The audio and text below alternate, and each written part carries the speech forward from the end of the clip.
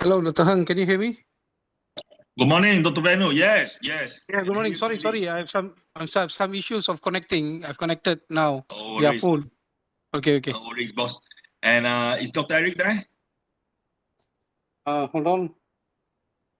Is Dr. Eric there? No, I couldn't see him. Dr. Eric belum masuk kan?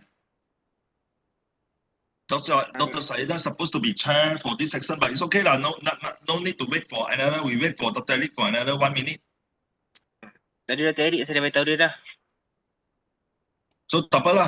Kalau Dr. Venu sudah dekat sini, so kita boleh start dulu. Student pun sudah tunggu lama dekat sini. Ataupun kena tunggu dia lagi. Okey, Doktor. Oh, kita mula sekejap, tak apalah. Sebab Dr. Eric dia pun tahu sikit. Nanti ada apa, yang paling penting slide tu dekat belakang lah. So I will chair the section lah. Wow. Heng dia evaluator Dr. Eric itu. Oh ya, Dr. Eric evaluator oh. Jadi kena tunggu dia. Tunggu dia. Saya ingat dia chair ayo. Tak tahu. So Dr. Saida supposed to be chairperson, but dia tak ada kan? Dia tak ada. Tukar petang, Doktor. So saya tolong dia untuk pagi ni. Dia tolong pagi ni lah. Okay. So Bob nak chair ke apa? Just tak chair pun, just beritahu dia tunggu evaluator je. Alright. So I will leave it to Bob lah. Thank you. Ya, okay.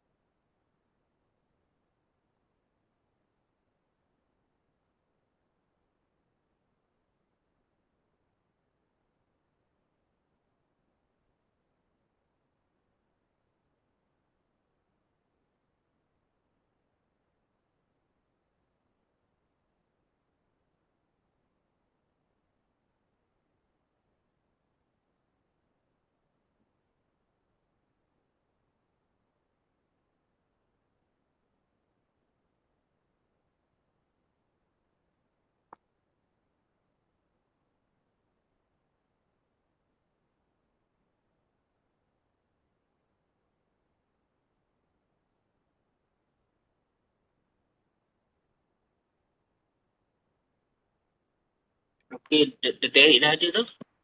Doktor? Alright, Saya tak ada, kita boleh mula.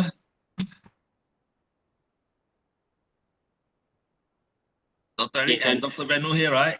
Ya, sudah ada dua-dua. Alright. So, boleh Tanah can start now? Kalau evaluator sudah sedia, kita boleh start lah.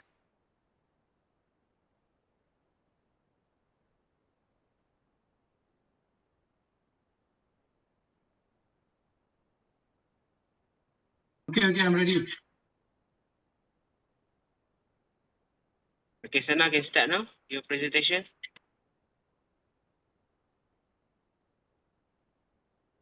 Hello, Mr. Muhammad.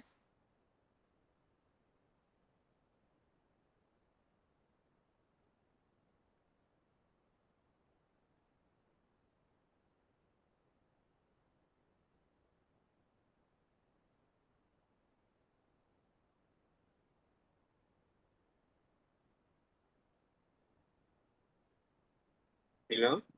Hello, doctor. Hello. Can I start? Yeah, you can start now. Okay. Hello, doctors. Hello, everyone. I'm Sana Yasin. This is my presentation.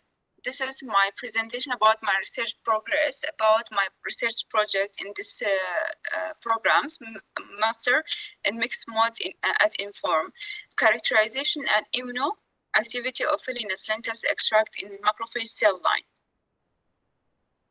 Sorry.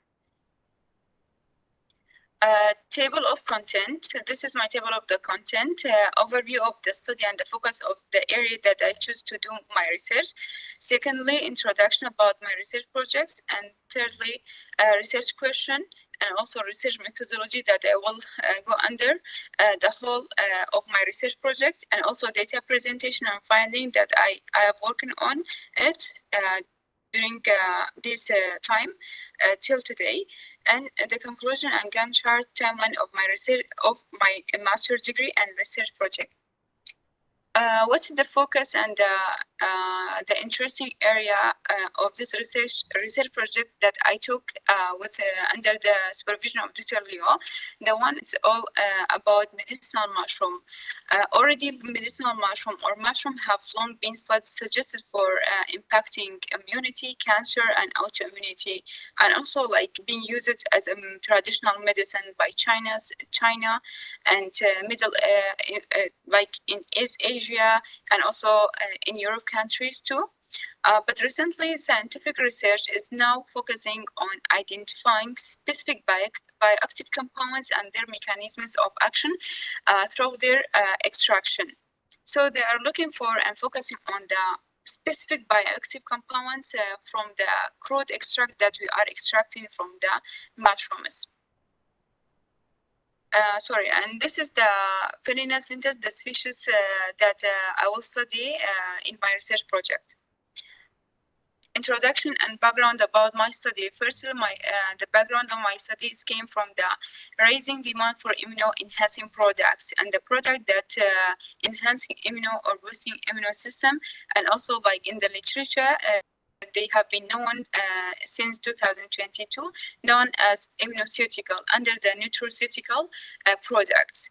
Driven by aging population and the prevalence of infectious disease, there is a significant global interest in foods and medicines that boost immune functions. This is also concluded with the WHO reports that have been studied and published in 2022. Like they studied that thing that the aging population will be doubled by 2015. The importance of my study, I will study the role of medicinal mushroom as immunoactivity or as immunoceutical product.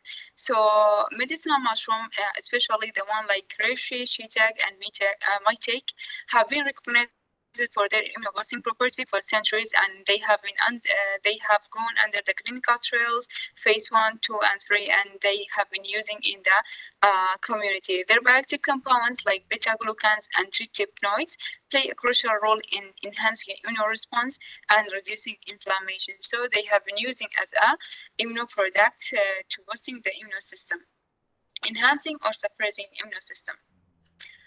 About the literature review,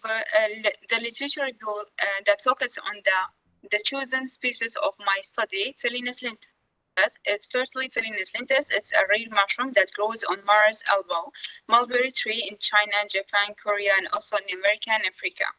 Exhibits many bioactivities, especially the one that goes under anti-cancer, immunomodulatory, and anti-inflammatory effects.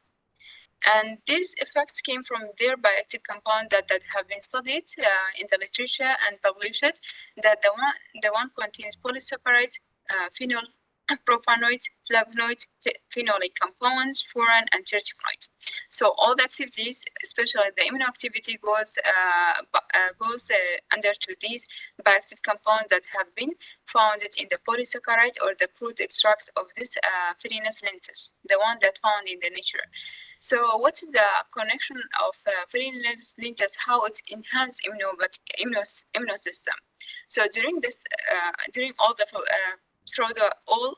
literature review of all the published papers that have been studied, mostly they worked on the macrophage cell line, but the macrophage cell line from the murine example, murine models, the one raw macrophage cells that we found like its effect, it goes under the macrophage activation polarization, phagocytic activity, and T cell activations. This is Phelinus lentus fruit, like found naturally founding on the mulberry tree in China or Japan or Korea, and this is their fresh appearance, like yellow and like submerged in the tree. And this is the polysaccharide structure and also furan structures that is one of the common, two of the common compounds in the crude extract of this Phelinus lentus. Phelinus lentus its taxonomy, it goes under the fungi, kingdom of the fungi, and Basidiomyces, Basidiomycota, phylum, and also its genus Phylinus, Kuel, and its species, the one that we will study, it's Phylinus lentus. This is its appearance and its morphology. Firstly, like it's a perennial fruiting body. It has perennial or flat fruiting body, and its mycelium submerged or merged in the tree, and it cannot be differentiated. It cannot be see it like clearly as other types of the mushrooms. This part it's a fruiting body, and this part it's mycelium. And its color is brown surface when fresh and turning to black when it became drying and old. But it's inside it's cinnamon yellowish brown dry tubes, and mostly known as a horseshoe like appearance, or has that appearance. About my research question, my research question of this research project, it's how does the crude polysaccharide from the ferment, everything that have been done in the literature, it's all about naturally founded, naturally growing Phylinus lentus. But what about my study? My study is about how does the crude polysaccharide from fermented Phylinus lentus using hot water extraction influence antioxidant activity, or like generally modulate macrophage cell line. And the macrophage cell line that have been used, we will use in this study, it's gonna be human-based monocyte THP1 cells. And hypothesis of this study, bioactive compounds in crude extract from whole solid fermented Phylinus lentus will significantly modulate human macrophage cell line THP1 immunoresponses, as how it happened with the naturally founded, naturally growing Phylinus lentus. My research methodology, first part of my research methodology, or the methodology of this research, is going to be crude polysaccharide extraction preparation. Firstly, to prepare the crude polysaccharide extraction, first, the most important one, identification of Phylinus lentus strains through the sequencing, DNA extraction and sequencing, to be sure about the species and strains of this fungi that we are studying, the one that have been going under the solid fermentation. And secondly, hot water extraction, extracting the compounds from that solid fermented Phylinus lentus that we have collected in the we have collected in the industry. Then characterization of the crude extract through the colorimetric assay, and polysaccharide, beta-glucan, tretinoid, total-flavonoid, and total-flavonoid. These are all the compounds that we will do the characterization for them to find out about their percentage in the crude extract. And the second part of this methodology is going to go under the in vitro immunoassay through the help of the THP1 cell monocyte cell line, human monocyte cell line. Firstly, antioxidant activity of the crude extract, and through the DPPH assay, ABTS, and FRAP assay. And then go to the cell assay in vitro cell viability test, MTS assay, to define the concentration level with the minimum cytotoxicity level. Immunoactivity measurement, it goes with the, it's going to be done with the real-time PCR through the cytokine gene expression profile, studying this gene expression profiles of the cytokine that have been secreted through the activation of the macrophage cell line. Immunocell activity, we will do the nitric oxide or NO production after the cell being treated with the crude polysaccharides. Data presentation and finding of my research till today. First of all, sample collection. The first one, we have Phylinus lentus that grows on organic substrate using solid fermentation technology. And we are using this sample for ID identification or DNA sequencing to know it's exactly the Phylinus lentus or other species of the Phylinus lentus. Dried and pulverized sample of the fermented Philinus lentis sample after having grown on the solid substrate or organic substrates like beans, rice, and then go under the solid fermentation, and dried out and pulverized sample that we have in lab, and we will work on this sample through hot water extraction and producing crude polysaccharide extract. ID identification will go under the several steps. Firstly, DNA extraction from fungi, the fresh grown one. Secondly, PCR amplification of the product of the DNA extract, and then DNA gel electrophoresis, purification of DNA or PCR products, and then sending this purified DNA to the DNA sequencing and analyzing the data of DNA sequencing through the bioinformatic analysis. DNA extraction and amplification. Mushroom DNA identification. We selected one. The first one, the A, it's a Philinus lentis, the one that we collected from the fresh growth cultures. And from B to F, it goes to the positive control, other medicinal mushrooms that have been studied before. DNA extraction, we will use the kit, it's called EasyPure DNA Extraction Kit from Transgene Biotech Technology, biotech company from China. And primer, the primer that have been chosen, it's universally primer for fungi or medicinal fungi, medicinal mushroom ITS primer, Pierce primers, it's called internal transcribable spacer. This is the location of the primer for the amplification and sequencing of ITS region. It's forward and it's reverse. PCR amplification through the Agilent Sur Cycler 88000 Agilent US device, and it go under the 35 cycle. First phase is denaturation for 30 seconds at 94 degrees Celsius and 55 degrees Celsius for annealing. There is missing annealing, and then for 1 minute, and then extension at 72 degrees Celsius for 40 seconds. This is the result that I got through my working in 1 week. Gel electrophoresis result that I got, unfortunately, from the first try that I didn't get the band for my sample Philinus lentis, the A1, and only three of my positive control I got the bands, and the one that with no bands. The N1 it's for positive for negative control, and from B to F it's positive control. Only three of them, B, D, and E. I got the result, and this is my result. Sorry.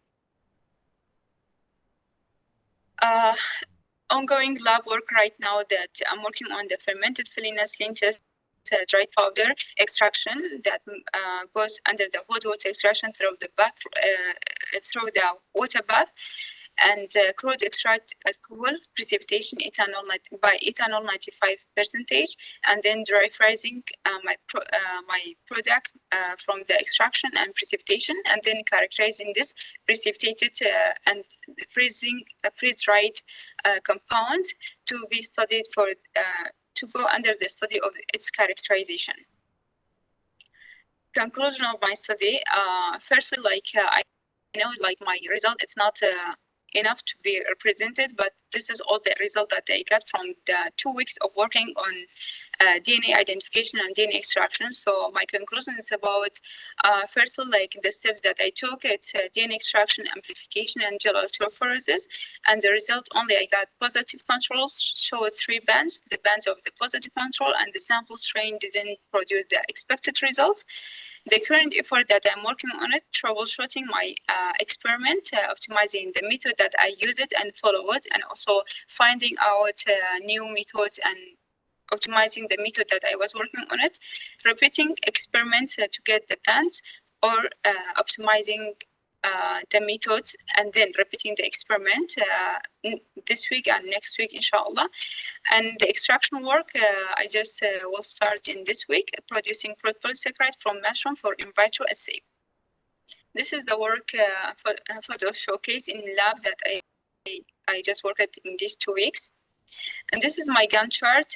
As you can see, like my proposal writing, it took 2 months, and the submission, it's the end of the June, and also like my work just started in the mid of June. So this is all my progress that I have till today. This is my references, and thank you so much for your time and your listening.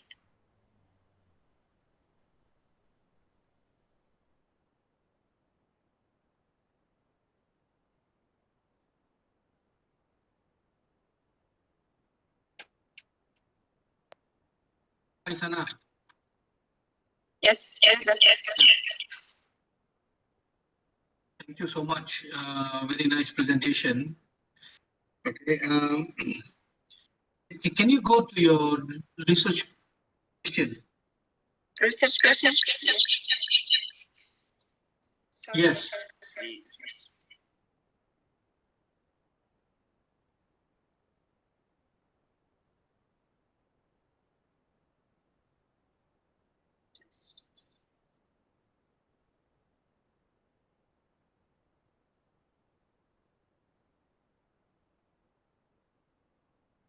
Yes, that.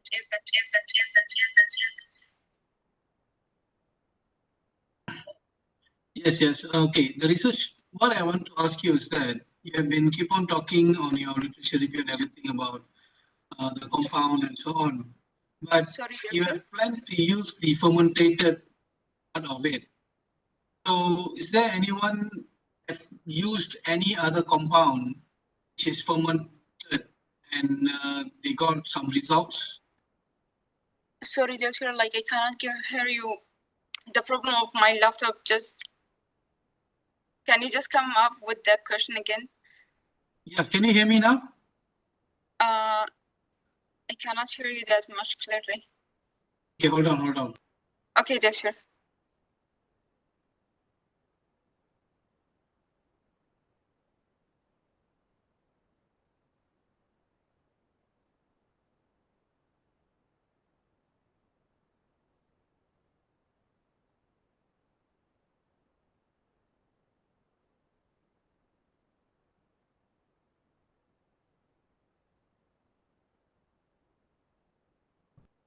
Hi, Sana, can you hear me now? Hello, doctor. Yeah, can you hear me clearly? Yes. Okay. The question that I asked is, in your introduction and literature review, you were talking about the Pilanes linters extracts and so on. But the work that you're going to do is you are going to take the fermented, okay, part Yes. of it. So is there any other literature review or for different plants, if it is not for Pilanes linters, that they have used the fermented part of the product and they have get some data on the inflammatory? Doctor, like in the first, like I didn't go under the studying and go through the literature of the fermented one, but the way that when I just did my thing and knew about what I'm doing, so the literature is saying, but I cannot say like this only one of just generally like a review on. I think like with the fermented one on the organic substrate, it helped to enhance increasing the secondary metabolite or metabolite of the fungi, mushrooms, through their, producing the more enzymes and the secondary metabolite of these organisms like mushrooms, because there is organic compounds helping with the nutrition to the mushrooms to produce this kind of the enzymes. Okay, so I think this part of it, you should highlight it when next time you're presenting that the Yes. fermented part of it. So what what Yes. it can do and what it does, and where's the literature review of it, so that when you come and say that you want to use the fermented part of it, so we have an idea that why is the reason that you want to use the fermented part. Okay. Yes, yes. Understood, Doctor. Okay. So can you go to your objective? Yes. I didn't provide my objective, Doctor. Yeah.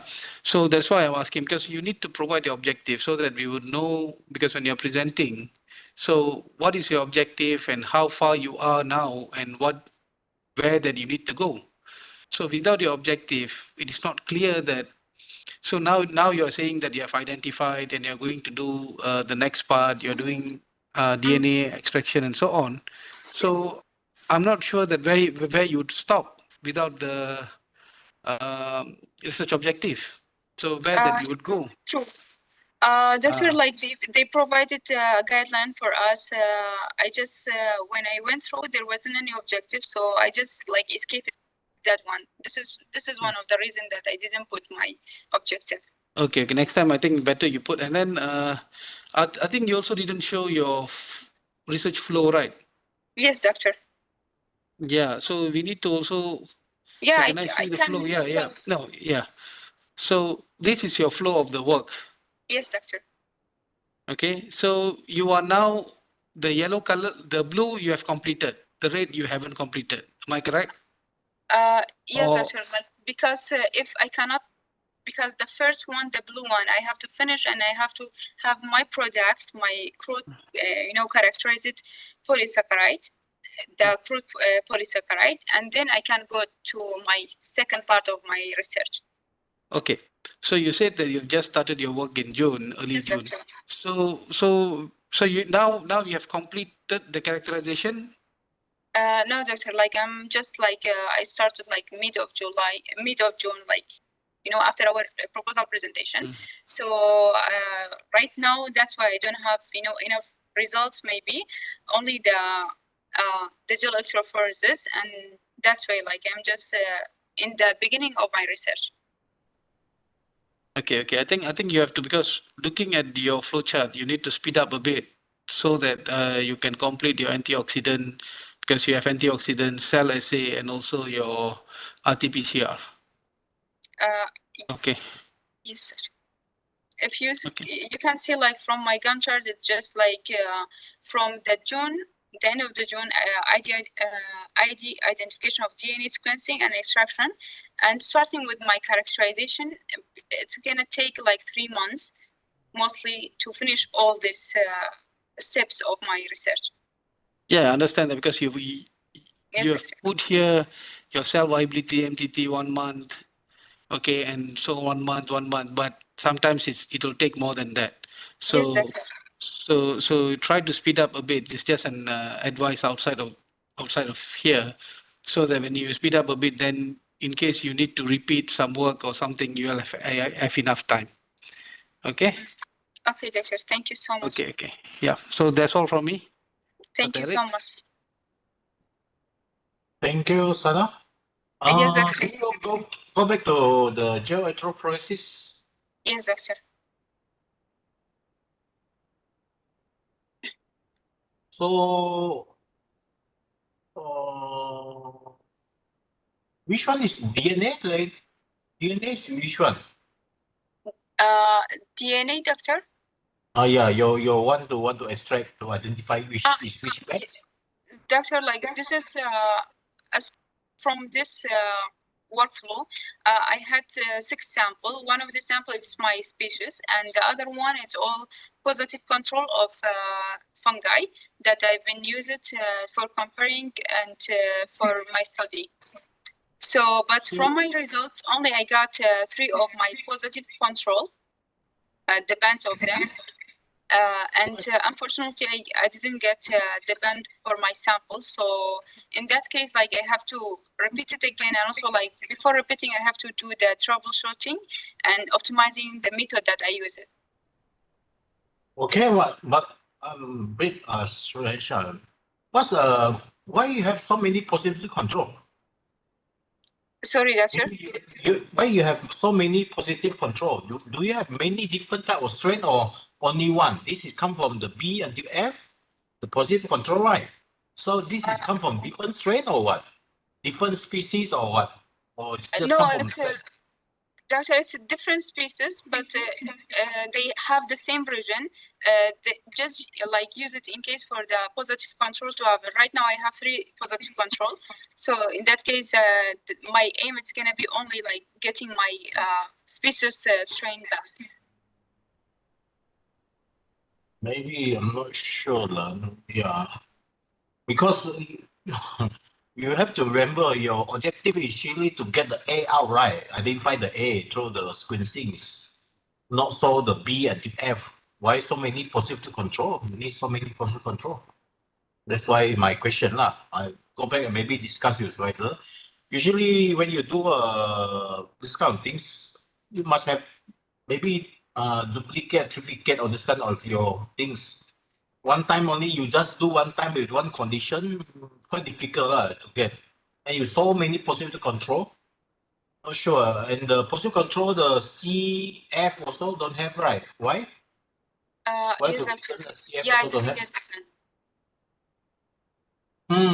Sama, I'm not sure. Is one thing I want to ask, is this necessary to do the ID identification for this project? Yes, doctor, because like when the Philines linters go under the solid fermentation, Okay. the ID already like in the literature, the ID of Philines linters is just there is a question mark about its like real identity because it has like similarity with other species. So to make sure like this species that you are studying, it's Philines linters, so you have to do that identification, especially the one like use it for the fermentation. Okay, just in case you didn't Yes. get any identification for extraction, you fail to get the ID, what you gonna do? Because this one you cannot finish the ID, then you cannot proceed for the next. What you gonna do with this? Are you gonna try more hard? I'm not sure. This is first time you only try one condition or what? Because this is PCR, right? You only Yes, try doctor, one this- condition only? Yeah, it's this is PCR, doctor. Like I tried, I did like repeated my gelatorophoresis for this 3 sample, my sample and 2 other positive control, but I didn't get the band. So these 2 times I just like because I am the first, like this is my first time to work in the lab, so just troubleshooting with my like skills in the pipetting and how I handle it and pipetted the sample, but it didn't work. So it means like I have to go to the optimizing the method that I follow it. Okay, I'm not Yes. sure lah actually. Since you insist for me, not really. But since you insist for the ID identifications, then okay lah. Since you agree, never mind. I think you try harder because it's not necessarily the same condition will work out for everything. This one, I think you try with same condition PCR parameter with all the A, B, C and F, right? Or you use the same condition or different condition? You mean the temperature? The same condition, doctor, because like for all the samples we are using the same primer. Oh, okay. So I think you have to check different parameter and different since working your BDE is working on positive, it means your pipetting is usually not the issue what you usually do. If all is not working, maybe your pipetting the issue. Since 3 of the is working, pipetting should be not the issue Maybe I think you have to check your parameter actually. Not sure Yes, this doctor.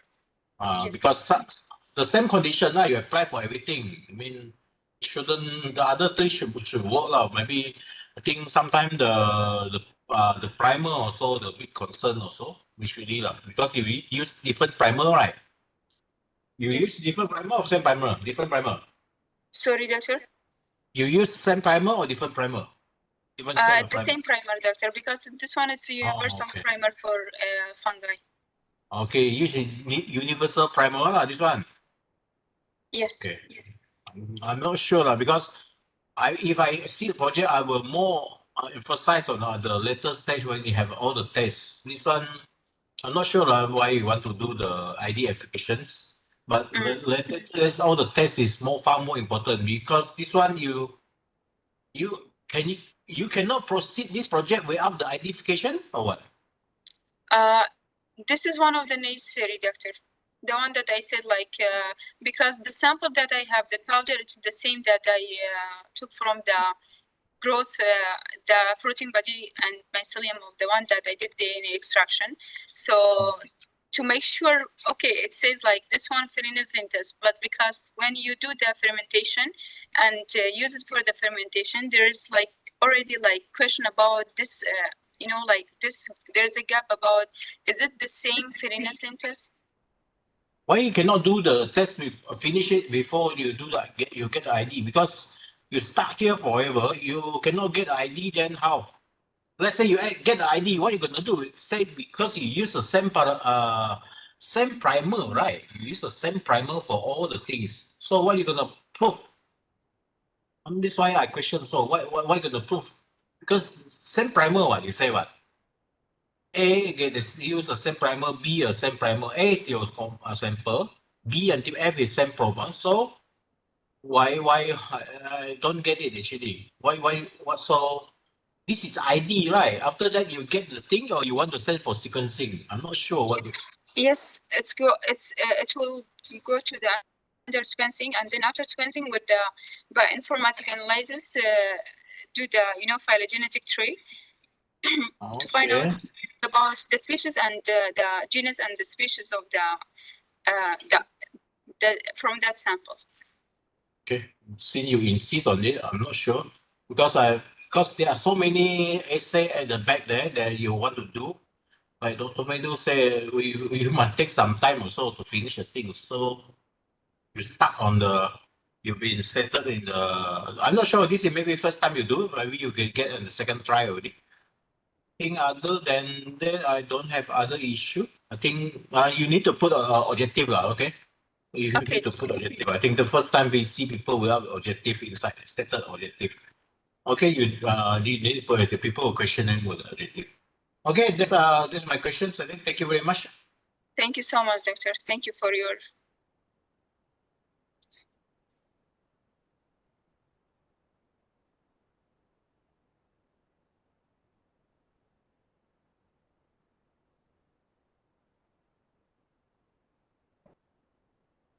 Chairman, again, I don't have question anymore. Anyone? Okay, we can go to the next student.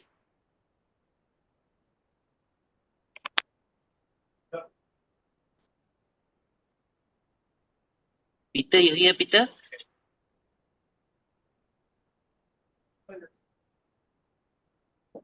Yes, I'm here.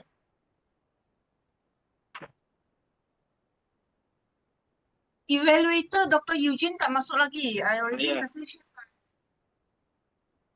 Right. So, tunggu kejap.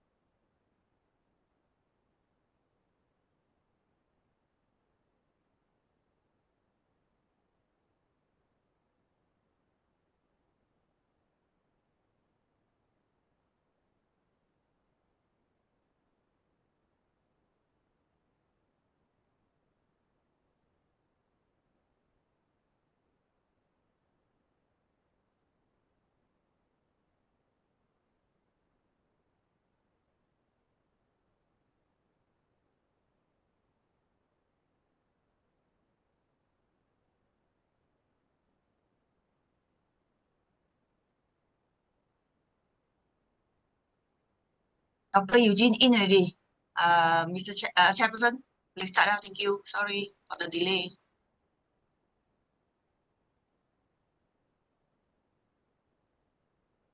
Okay, Dr. Eugene start. Maybe we can start now. Peter? Okay, everyone can see my slides.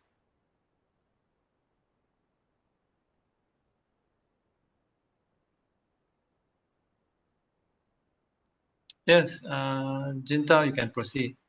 Okay. So my presentation topic is pentapeptide identification for the inhibition between Caligulani B protein by in silico approaches. My name is Jintao Pan and my supervisor is Dr. Chan. Okay, today they will have the 7 part of my presentation. Next. So S189 monomer looks like M shape when it is in homodimeric situation, including the 4 helix and 3 hitch regions. And S189 is assembling to amylose, not only self-assembling but also assembling with other members of S189, such as S100AA or S112. And S189 amylose cause lots of disease, regional toxicity, and AD or cancers. So S189 self-assembling is relevant with many diseases. And to block S189 self-assembly is required to identify novel peptide drugs that are more biologically friendly and have stronger binding ability. Building a virtual peptide library makes it simple to uncover prospective medications for treating not only S189 self-assembling, but also additional disorders in the future. So there are 3 purposes. First one, to construct a 5-membered peptide library for virtual sequencing. 2, to identify the peptides that can bind with S189. And last one is to evaluate the interaction between pentapeptide and S189. Okay, the cost of the peptide production generation increase with the length of the amino acid chains, such as peptide synthesis company calculate the price of the peptide producing based on number of amino acids and concentration. So more regions may signify higher binding capacity, but longer peptides are also more likely to form second structure. Although longer peptides give us with more options, and the number of peptides increase 20-fold when each amino acid is added. So this is the reason why we choose to build the pentapeptide library. It's one of the literature review. There are the 3 S189 inhibitors can block the animal aggregation of S189. ApoE is 299 amino acids longer than S189 homodimer, which is 228 amino acids. Therefore, it appears to be a big clip used to clap the S189 homodimer in solution and restrict its attention.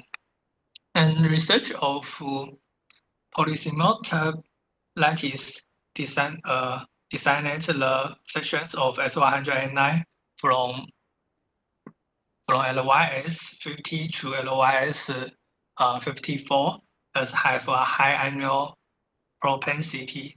And they describe the S189 amylo connection line occurs between both ends of each S189, just like this one. And it's worth mentioning that not only a naturally occurring chemical in olive oil has the ability to disaggregate S189 fibers on the base of blocking the elongation of exciting S109 fibers. So ODA shows peptide stack with TRP88 hydrogen bonds with ARG85 and GLU 552 of S109. The interaction with S109 will includes the high amylopropensive section from LYS 50 to LYS 54. Serpent liability to disaggregate may be the result of an interaction force with the area from ARG 55 to TRP 88. So we think this area from ARG 55 to LA 89 and from LEU 49 to VL 55 of 109 is active as area for S109 amylose formation. So it's my methods and data collection. Some 3D structure of molecules will be done from the protein data bank and ChemiSpider database. ODA would be my positive control to compare the binding ability of peptides. And producing the pentapeptide library via RDKIT Python API. It can transfer a peptide sequence to PDB format files. And OpenBabel will be used in converting the PDB to PDBQT, because the PDBQT is the spatial format used in Autodoc. And binding free energy and hydrogen bond will be analyzed and then ranking the Autodoc results. The most detailed analysis will be use the AMBER 2080 to do molecular dynamic simulation. So it's my results. First of thing, in this research, we use arrangement and combine of 20 amino acids in two sites results to 400 results, and then putting code into the 400 results. By this way, we can produce any peptide library when change the code putting in this method. For example, we can put the same 400 results into the middle of the 400 results and generate the tetrapeptide library, including 160,000 peptides. And then the pentapeptide library can be achieved by putting the 20 amino acids into middle of each peptide in tetrapeptide library. So the 20 multiply 160,000 equal to 3,200,000. And then the safe paths such as C and ACD and then AACDA PDB. So my view is to minimize the sample we do at the same time. So I separate the whole pentapeptide library into some small group. So usually I only use the 400 peptides in each time.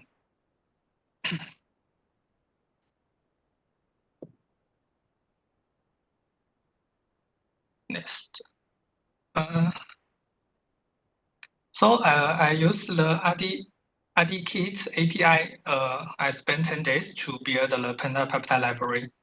About the RDKit, there are two sub-packages, more from sequence and more to PDB block. So the first one, they can constructing a molecule from sequencing strings. The next one, they will save the molecule to PDB file format. And then we spend 30 hours on converting PDB to PDB-QT form via OpenBeba API. However, when use CMD code command in Windows to use OpenBeba, the same number of files would take 22 hours. And then the total size of the pentapeptide library in PDB format is the 28.7 GB, and the pentapeptide library already was released online. After build the pentapeptide library, the next thing is to reproduce the docking results of S100A9 and ODA, because the ODA is my positive control, and after reproduce the docking results, and I can identify the docking center and other parameters to do to screen my pentapeptide library. So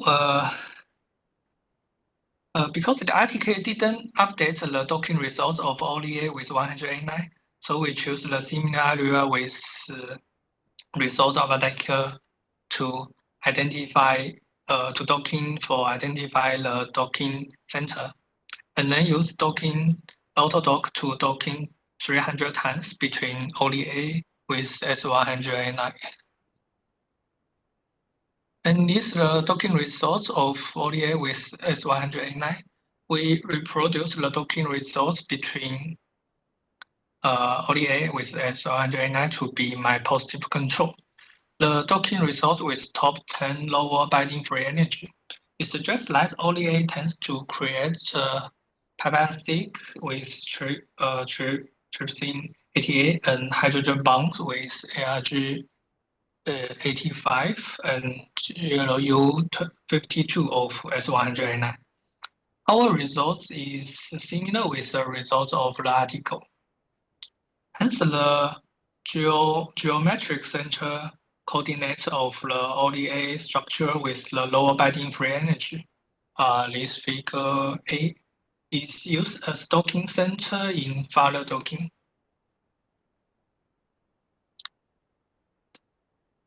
And then I randomly choose 25 member peptides to find the gray box size. You can see the 50 size is not enough to wrap all of peptides, so I choose the 60 size. But it means we should spend 4 minutes in each pentapeptide via docking. So there is a big problem. We don't have enough resources to docking our pentapeptide library. So for saving time of screening, we docking the tripeptide library with S100A9 first, and then choose the triple peptide with high score of binding free energy and score to isolate the pentapeptide library. We can put the triple peptide in the middle and the left and the right. And then we will have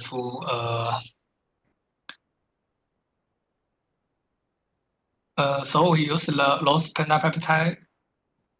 The tripeptide library only 8,000 peptides, and each tripeptide corresponds to 1,200 pentapeptides.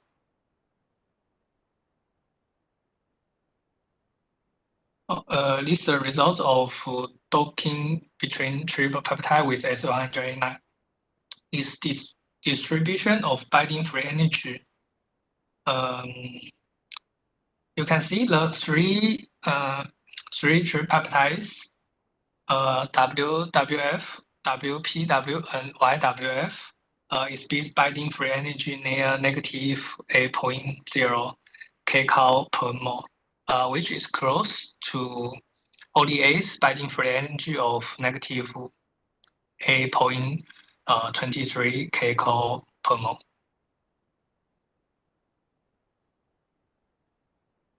And then we can use the XMO to see the structure, and all three tripeptide with the first three binding free energy with S189 can form peptide stick with trypsin 88 of S189 and hydrogen bond with ARG85 and other reagents such as ALA89 or HIS 105.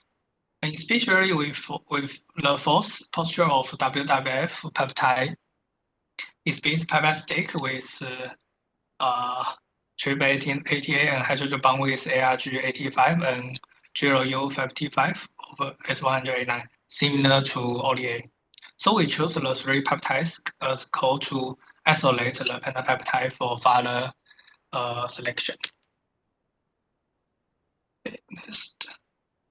So it spent 10 days on docking 3,099 599 pentapeptides with S189 via autodock VENA.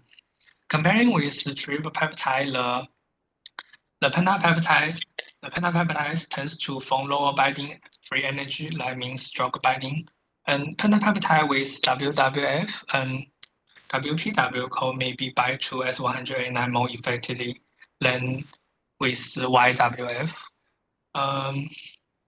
Because pentapeptide with WWF and WPW codes are more likely to provide a large number of outcomes with a lower binding free energy, and especially those pentapeptide including WPWF. You can see there are 2 docking results lower than negative K cal per mole. There are many pentapeptide has lower binding free energy with S189 than ODA, and there are 7 pentapeptide with binding free energy less or equal to negative 80.7 kcal per mole, and WPW TY with the best binding free energy by binding outside or active side. So we choose the second one, the WWPWH with into the MD simulation process. And the second posture of the WPWYW peptide with binding free energy negative 8.7 has the greatest number of hydrogen bonds with S189. There are 7 hydrogen bonds. And actually, when the binding free energy difference is only 0.1 kcal per mole, they are little different. So the WPWYW peptide was chosen for further MD simulation. Okay, so we successfully identified 2 pentapeptide with potential to inhibit the S189 assembly. They not only with lower binding free energy than ODA, but also have more interaction with S189. And then we go through MD simulation to discover more detail of the interaction with S189. And about the conclusion, we already built the pentapeptide library, and it was released on USM library, as well identify 2 potential treatment pentapeptides. So the top 2 purpose we already finished, and last one is to elucidate the interaction between pentapeptides and S189. About the guideline, I already finished 2 steps, the peptide library and peptide selection by docking tools. So I will have 4 months to do the MD simulation. I will learn how to use the AMBER 80 during this break, and then start MD simulation on October. Okay, that's my reference. Thank you for your time.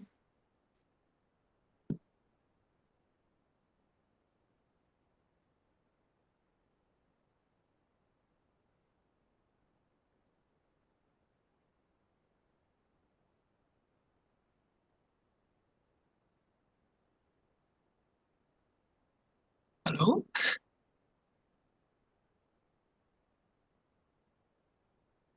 Okay, thank you, Jintao. Since Dr. Ong didn't mention, maybe he stepped away, so I will just start first. So you started screening with the peptide library, but you mentioned that it is maybe taking too much time and resources, so you started with the 3-peptide library. Yeah. For the 3-peptide library, is it also the 3.2 million one that or is it different number? Because maybe I might have missed it. Oh, it's only the three peptide library only 8,000. 10,000? 8. 8,000. Oh, okay. Yeah. Okay. So from 8,000, you were able to identify how many candidates from here? 3 is near the 8.0 kcal per mole. Oh, okay. I choose the top 3. You Actually, chose there are the so top many, 3. so I choose the top 3. I want more choices. Yeah. Okay. But did you investigate the others besides the top 3? Yeah, actually, I think most of them can have some hydrogen bonds with the similar active areas with the ODA.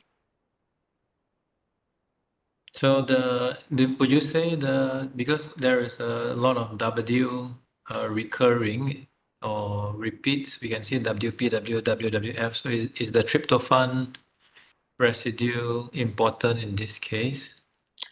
I'm not sure, so I need to do MD simulation to discussion that. Okay. Because how to say that? For this result, you can see they can form.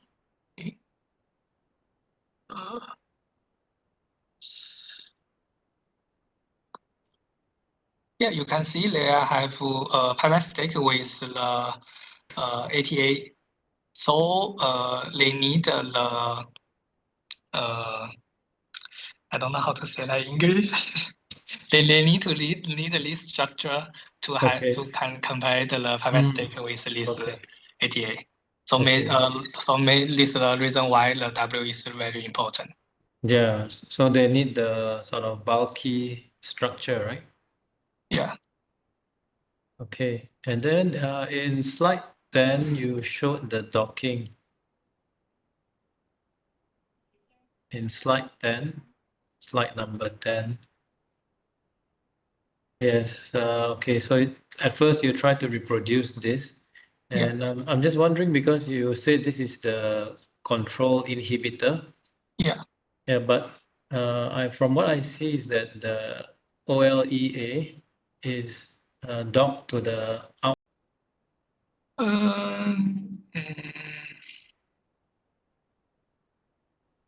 Yes. How to say that? Because I don't design the white library experiment, so I want to screen some peptide can binding with some active area.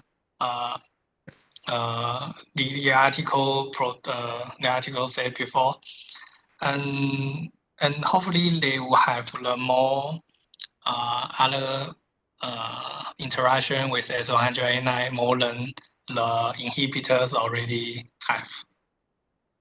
So that's my purpose. And then maybe further I can do some web level experiment to see actually how it can work. Oh, okay, of course. Yeah. So I would like to pass over to Dr. Tashrik. Maybe he have other questions. Okay, Thank you, Jintao. Thank you, Dr. Eugene. Okay. Okay. Hi, Jintao.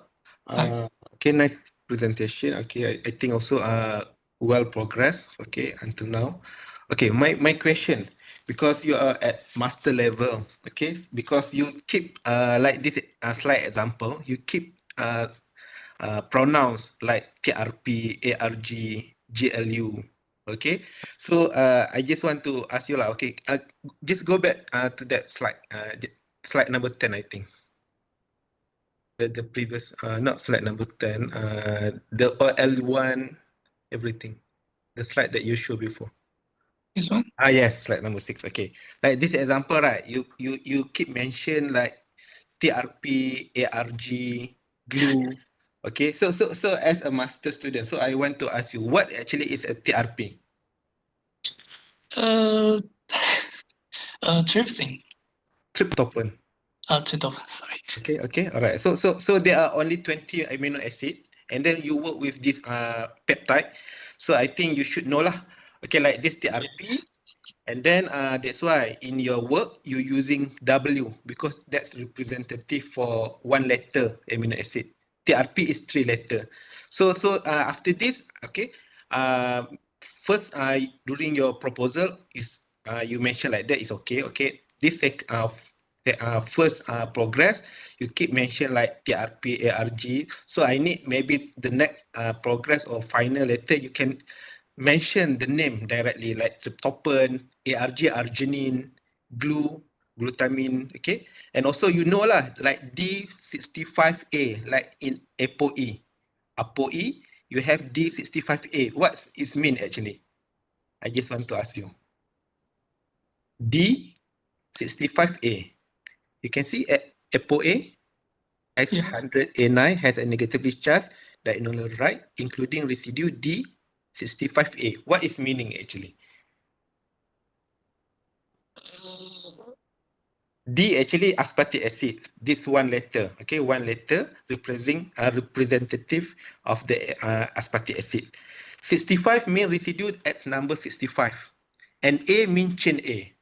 Okay, because your this S100A9, they will form a dimer.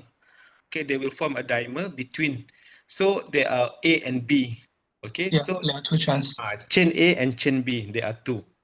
Okay, so that's why after this, okay, take note about that. After this, you try to not remember lah, but you understand the 1 letter, 3 letter of amino acid, and then also the chain, the numbering and everything lah. Then it will be good lah for you, level master. Okay, so again, because before this, Dr. Eugene also asked about like Oli A. Okay, Oli A. You can see this is a compound. I believe this is a compound. Okay, or molecules. You can see from this picture. Okay, the image at MD simulation. It shows that these molecules or compound bound at the surface. Okay, surface of maybe chain A and also chain B of S100A9. Okay, so what we are thinking supposedly, if to become an inhibitor, an inhibitor supposedly it can bind at certain area or certain active sites that can block the self-assembly between chain A and chain B. That's supposedly. Okay, but I think this Oli A also have. Sorry, because they purpose not to block the chain A and chain B. They want to block the two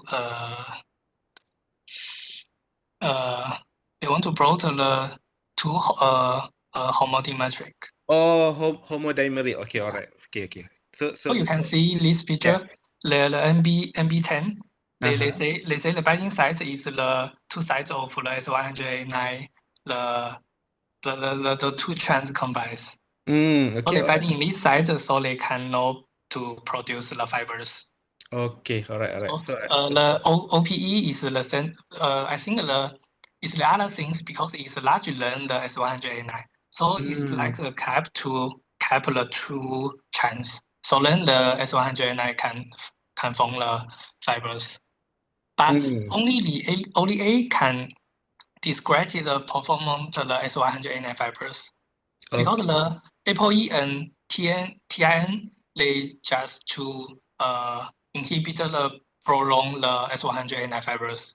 But this one only A, they say they can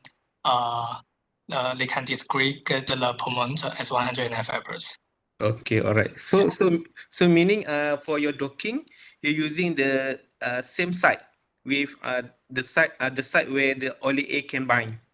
You put Yeah, your because I peptide use the ODA I as a reproduce as control. the Yes. center of my docking. Okay. All right. So so how you determine the active sites based on what? Active sites of this just us lah of this OLE from where? No, I just based on the article they already published. Based on And then you PDB, can right? see what? You got it from PDB, right? Protein Data Bank. No, three of them they don't have update the results to the PDB. So that's why I need to reproduce the ODA as my positive control. Okay, so you're using the OLE as positive control. You Yeah. produce the box, the grid box and size center, everything, and then you dock again this OLE, and then you got this example at page 11, all the values. Okay, all right. So then you mentioned that your peptide is quite a little bit longer, right? So you need to change the size of your box. Page number 12. Yeah. Actually, the tripeptide, the ODA only 30 box is enough, I think. Okay. But in the pentapeptide, I will choose the 60. So it's 60. large load. Make it larger lah. Make it larger because based on the size of your peptide, tripeptide in this case.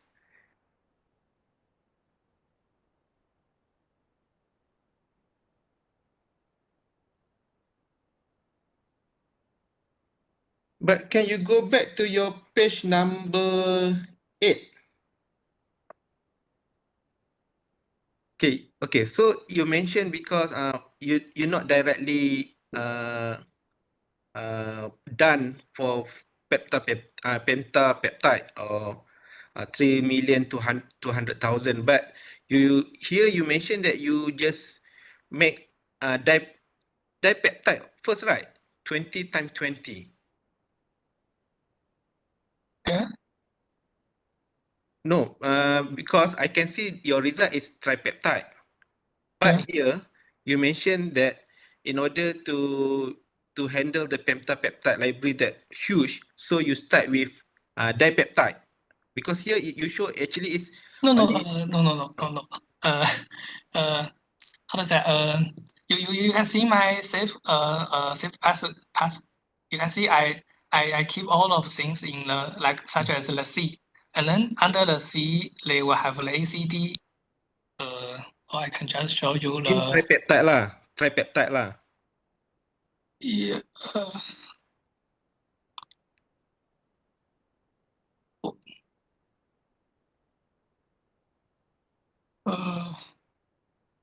Can you see my slide? Can we can see. It's my whole pentapeptide with PDB-QT format. So you can see there are the 24 folder, and then we can click in, and then I just use the middle one amino acid, and then I use the middle one to produce the tripeptide, and then tripeptide we add the two sides in the tripeptide to the pentapeptide. So you can see this structure. So this one is the 400. 400. And this one is 400, and this one is the 20. Yeah, it's the structure. I need to minimize the samples I docking at same times. Such as we can use one by one. It's just only 400. So if there maybe have some problems, I can do it again quickly and then check where have the mistake. Okay, Or understand. if I use the whole pentapeptide library, they will have the 3 million samples. So it's difficult to when I want to check there are some mistake in anywhere I can find that. Yes.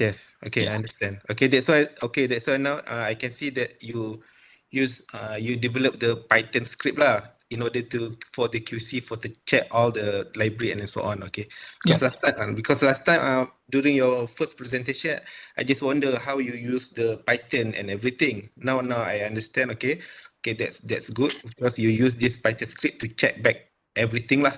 Either you miss the sequence or miss some file or so on. Okay, that's good. All right. So okay, that's from me. Okay. So you now you said that you still have another 4 months, right? 3 to 4 months for you Yeah. perform the MD simulation. Okay, the MD simulation. So you will use Amber in this case. Yeah. So you start finding information or start doing the hand-on or not yet about this? Yeah, because my supervisor, Dr. Chong, already buy the Amber 80, so Mm, I just start learning the MD simulation now. okay, So okay. I So need time. I think should be not a problem lah after this because you have experience Dr. Chong, your supervisor, about this Amber. So I just want to know, okay, after you perform the molecular dynamic simulation, and then you will get the trajectory. Okay, I think it will be huge trajectory. It depends on how long you will run the simulation, and then how you will because how you will process the data analysis because you said your objective number 3 elucidate the interaction between this pentapeptide with the SA100A9. So okay, that's the number 3 your objective. So can you tell me example of analysis that you will perform after you got this trajectory from the Amber simulation? Yeah, like I said before, because those articles say they will have some potential active areas, like from 49 to 55 and 85 to 89. So Okay. I'd like to see my pentapeptide can have interaction with those area, and then they will have binding in other sites, and then have the stronger binding with S109. So I just want to prove my pentapeptide is better than those molecular, and my pentapeptide is more biology friendly. Yeah, that's my purpose. Okay, all right. So maybe after this you can consider either using this MMGBSA, the molecular mechanical Yeah. PBSA, and then decomposition. You want to know which of the residue, like Dr. Eugene said before, mostly like tryptophan contribute to this docking. So you need to evaluate either this tryptophan in the molecular simulation, what we call the decomposition analysis. Is contribute to this high affinity or not, and so on lah. Other than you perform the RMSD, RMSF, okay, that's I think that's common lah.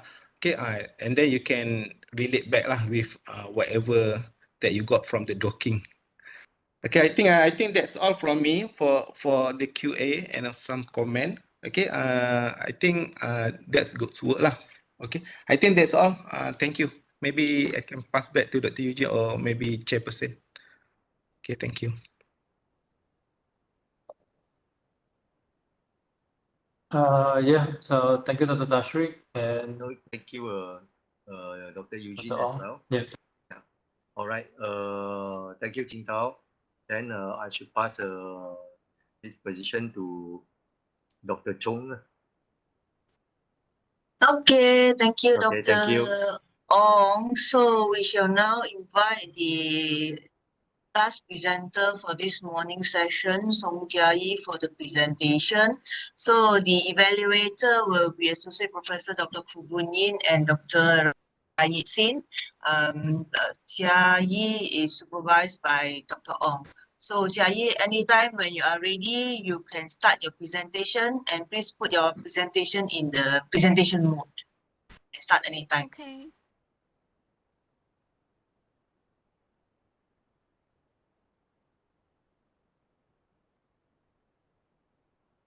Good morning, doctor. Good morning, everyone. I'm Sundai.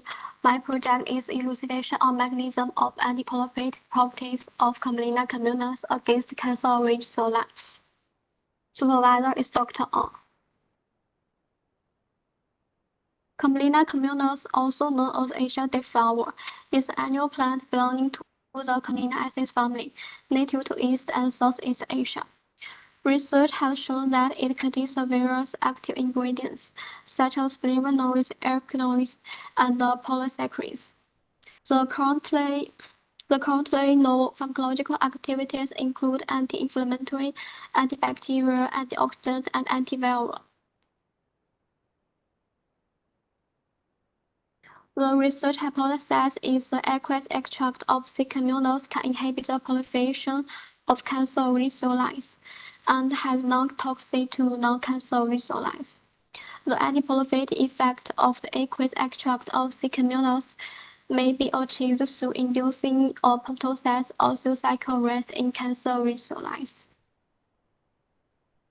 Existing studies have shown that methyl extract from plants within the Camelina genus exhibit significant antiproliferative effects on oral cancer cells, inducing apoptosis and DNA damage.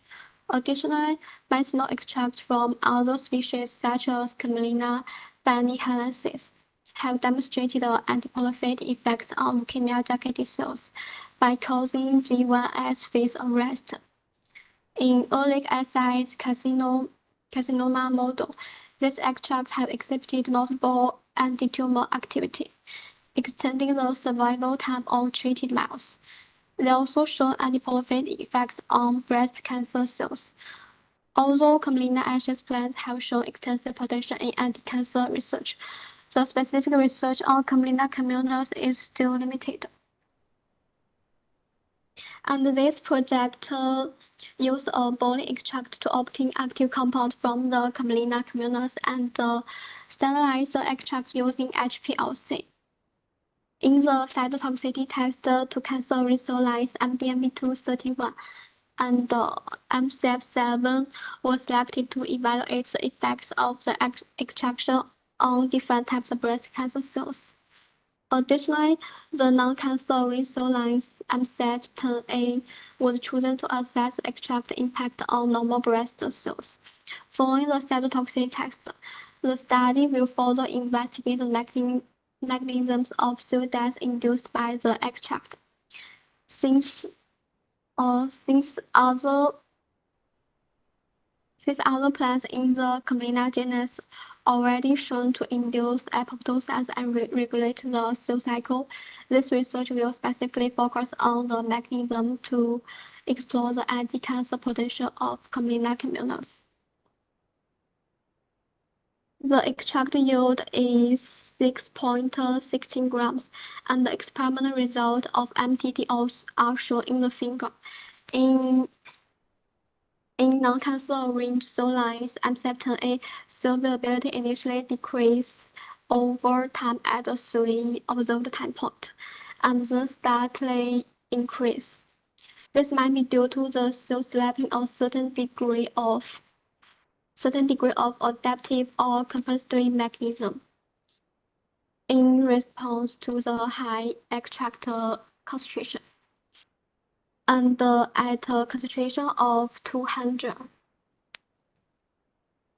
At a concentration of 200, cell viability continues to rise at 24 hours, but decrease at 48 and 72 hours. This could be because the harmful components in the extract have not fully manifested their cumulative toxic effects within 24 hours. However, long exposure time, these harmful components might gradually accumulate and reach a threshold that exceeds the cell's tolerance, leading to increased cell viability. Additionally, with the increased time, the metabolic burden on the cells may increase, depleting their energy and resources, which in turn impairs cell function and affects viability. Within 24 hours, cells might respond to the high extract concentration by temporarily by the temporary site or cell cycle arrest. This avoid immediately entry into the apoptic pathway. However, as time extends to 48 and 72 hours, the cells might be unable to maintain this arrest state and gradually enter the apoptotic pathway, resulting in reduced cell numbers and decreased viability. In MCF7, cell viability shows a general downward trend across the 3 time points, indicating that the toxicity of the extract of MS7 cells increase with resin concentration. And the cell viability at 48 hours is higher than at 24 hours and 72 hours. And at low concentration, cell viability is higher than the control. This might be because at 48 hours, cells have had enough time to active adaptive mechanism to counteract the effect of the extract. At 24 hours, the cells might not have fully activated this protective mechanism, resulting in lower viability. By 72 hours, long exposure may lead to the depletion of cellular resources and energy, making it difficult for the adaptive mechanism to sustain, thereby reducing cell viability. Additionally, cells at different cell cycle stages might have very sensitive to the extract, and different compounds may exhibit different toxic effects at a specific time point. In the MDMB-231, cell viability at 24 hours decreased with increased extract concentration. At 48 and 72 hours, cell viability decreased at low concentration, but gradually stabilized at higher concentration. As higher concentration, cell viability at 24 hours is lower than at 48 and 72 hours, mainly due to its initial stress response, cell cycle arrest, or other factors.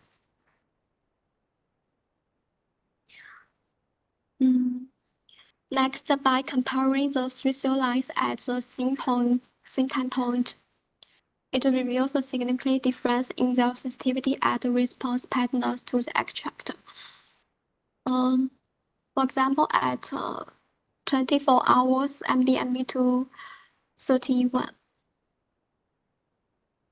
cell sensitivity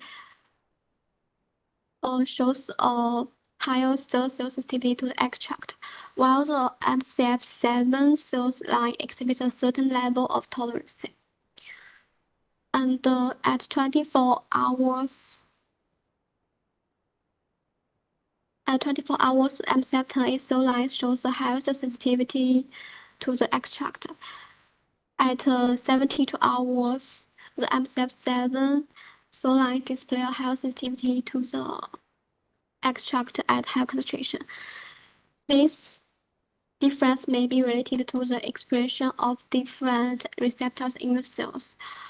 For example, MCF7 cells express ER alpha 36 and alpha 66 and ER beta, which may enhance the cell proliferation and survival through estrogen pathways.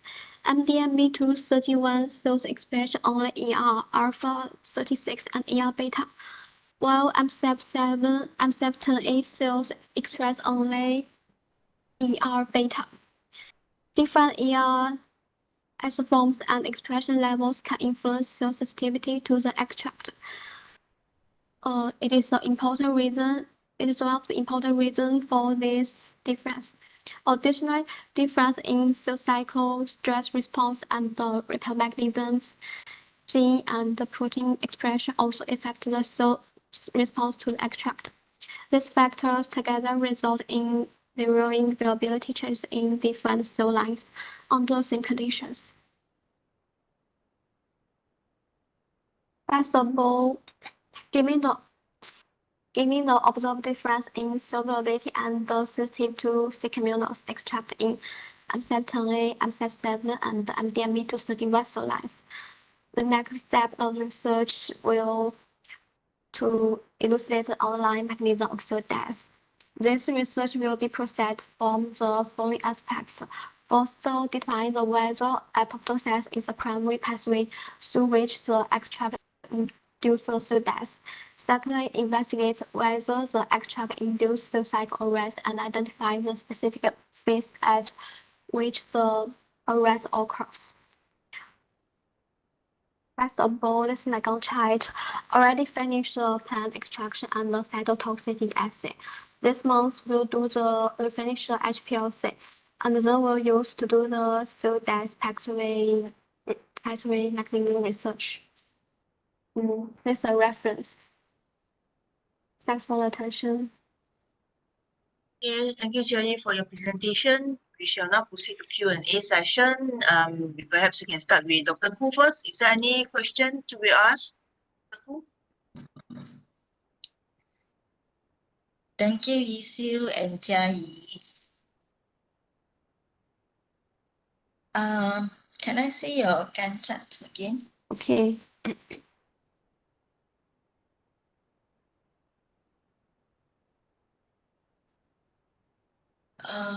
Are you using HPLC? Are you doing HPLC Yeah, I plan to do the HPLC.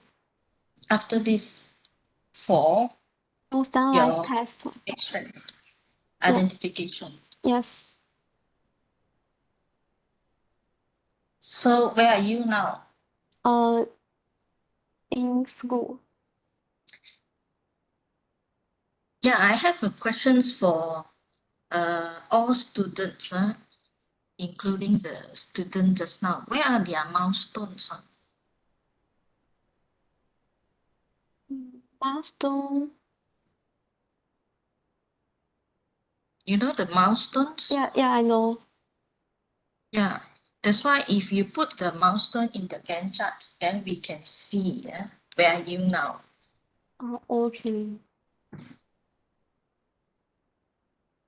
Okay, maybe you can talk to your supervisor later. Okay. And then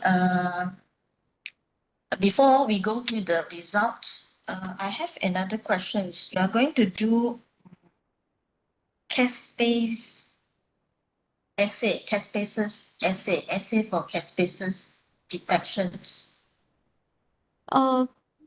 Yes, may do this. See the methodology. Okay. So what equipment would you use to read the data? The equipment, SPECT, ELISA? May use ELISA. You do ELISA? Yeah. Okay. So you should put there, even in your proposal, we miss that part. So you are going to use plate reader, right? Yes. To assess to read the data. Okay. Okay. Right. Can I see your slide 6, number 6? Slide number 6. Yes.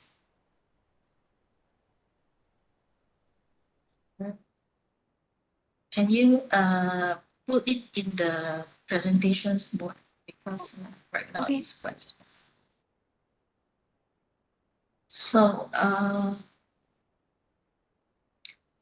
So your extract show better effect in what cell line, in your opinion? How many times have you repeated the assay? How many times? One time. Only once. Yes. Once. Yeah. But do the 3 batch. Yeah, again. But each time do the 3 batch. So it show better effects. Which one? In which cell line? In 24 Show better hours. effects. In 24 hours, MDMB-231. Not the time point. Cell line. MDMB-231 more better. Yeah, NDA MD231 is better. Yeah. So why? Tell us, can you tell us why? Why it's better? This may, in 24 hours, this may due to the Because even though you are not plotting the graph in an ideal way, do you know ideal dose response I curve? know. I know. Yeah, you have I to didn't put it. lock it, lock the concentrations. Okay, maybe if possible, try to redo it. But in this shape of curves, I can still see the extract show better effects on MTA MD231. But I just wonder why your extract also shows some effects on MCF7. This may be due to the different receptors. Because you are going to prove, right, your extract is non-toxic to the non-cancer origin cell line. So based on this data, I can see the extract is showing some effects on the MCF10A. Yeah, yes. Okay, so maybe you can repeat since you only done once. Next slide.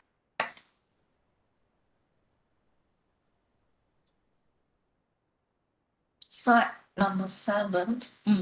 Okay, so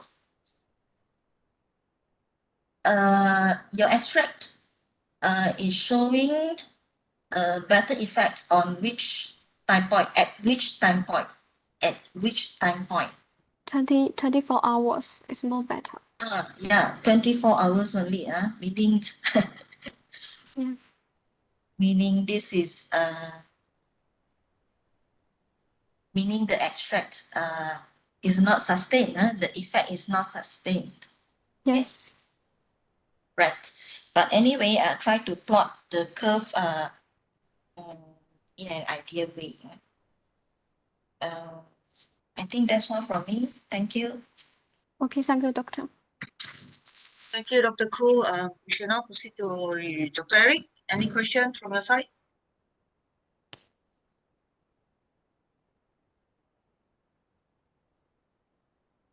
Eric, you're muted. Can't hear you. Sorry. I agree with Dr. Khoo. I think the plot of the graph should be locked so you can see the concentration comparison.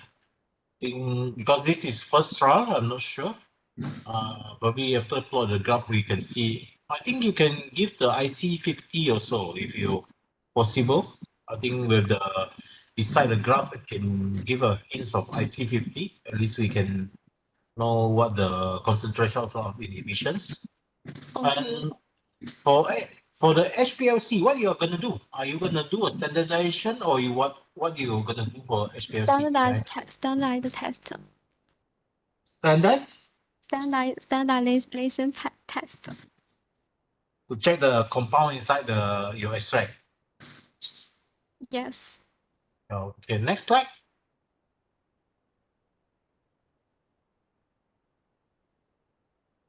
Okay, so far. Okay, don't have other issue because this is still very preliminary research. Okay, so far, okay, at least you got some result. And may I know what any control for your experiment for all the 3 cell line? Any control beside your extract? Yes, this one. Any control? This control just no treatment. Yeah. No treatment. Yes. Okay, no treatment. Okay, I think that's all. Thank you very much. Okay, thank you, doctor. Yeah, is I there have more another questions. I have one more question. Isiu, Yeah, please go ahead. what is the percentage of dilute control? Dilute control. Jia, can you turn on the camera? Oh, turn on the camera. Okay.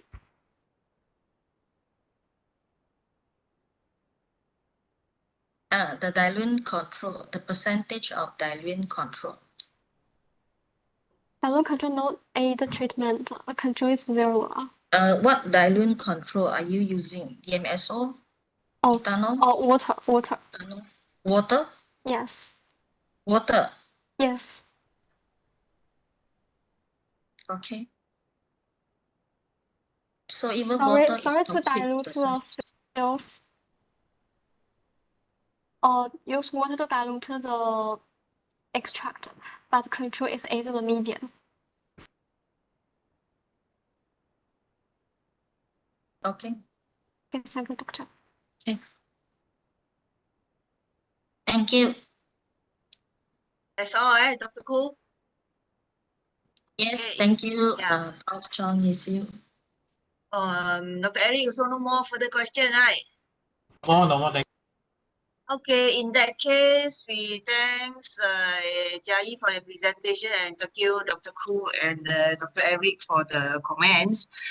So that's all for the presentation for this morning session. The evening session will start at 2 o'clock. Will be presented by Sultana B and chaired by Dr. Sasi. So that's all for this morning. Over and out. See you later.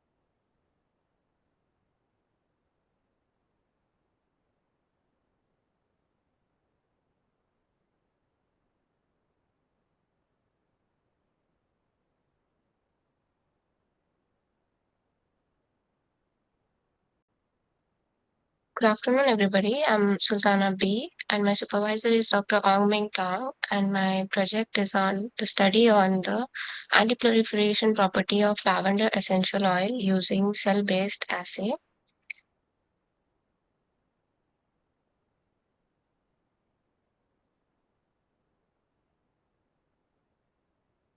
So, my study involves MCF7, which is a breast cancer cell. So, a little intro on breast cancer. It is the most diagnosed cancer among women. It ranks second most cancer-related deaths in females globally, and people living in very high human development index and very low human development index are mostly diagnosed with breast cancer during their lifetime. Next, the um, the plant that the plant that I will be working with is the lavender essential oil. So lavender essential oil is traditionally used for medicines for centuries due to their therapeutic uses. So countries like China, Egypt, India, and Iran have been actively conducting research on lavender essential oil, particularly exploring its application in traditional medicine and aromatherapy. So the medical attributes have contributed widely for its popularity, for its therapeutic uses. So recent studies have emphasized the anxiolytic, anti-inflammatory, anti-nociceptive, antimicrobial, and antioxidant effects of lavender essential oil, suggesting its potential as alternatives to synthetic materials across different domains. So my research hypothesis or research question is, will the commercially available lavender essential oil exhibit an anti-proliferatory effect on MCF7 cells, which will be measured by MTT as an IC50 maximal inhibitory concentration?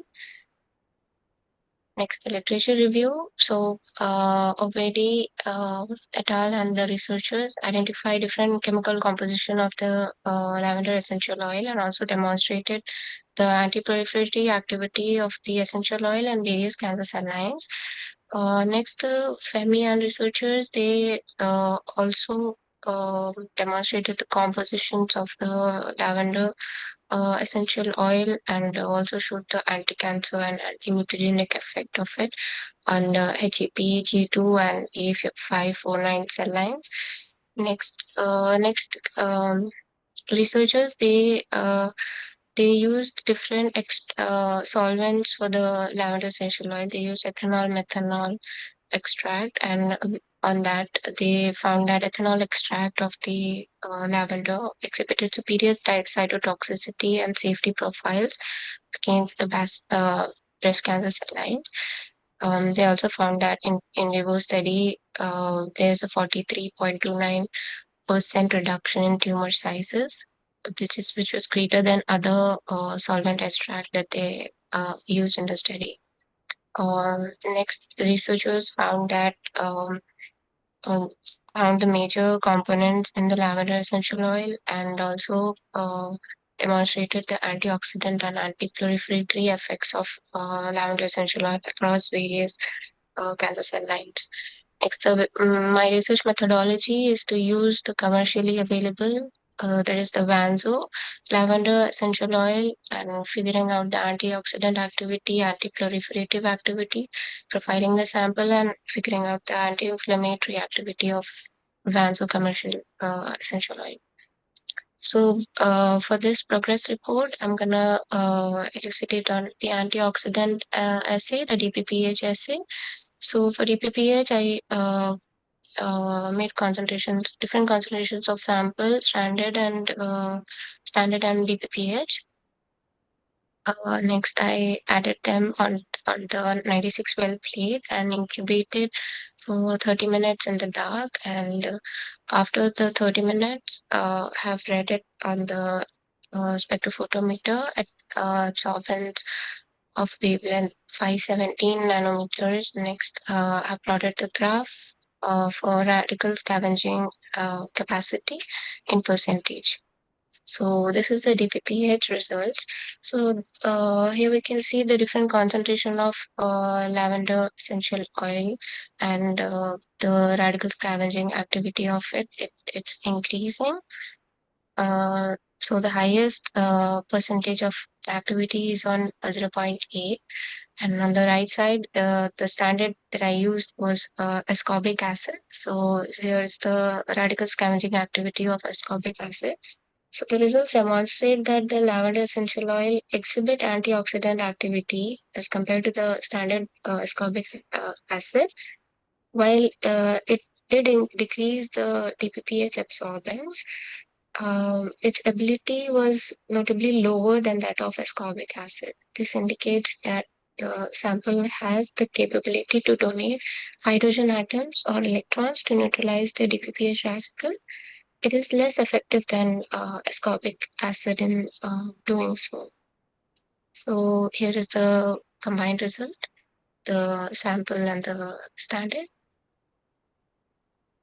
In conclusion, I would like to say that DPPH results indicate that the oil do have antioxidant activity, as it cannot be compared to the standard, but it still does have the ability. So for future studies, the other antioxidant assays can be used, or combinations of other antioxidant can be used to elucidate its mechanism more, or different free radical assays can be used for comprehensive understanding. This is the gun chart. So far I'm still progressing as planned and will progress as planned, hopefully. The references. Thank you.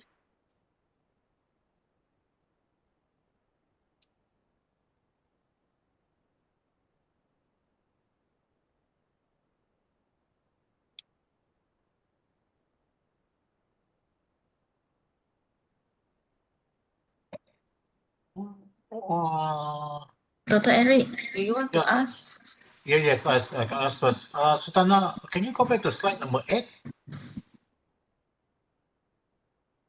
Yeah.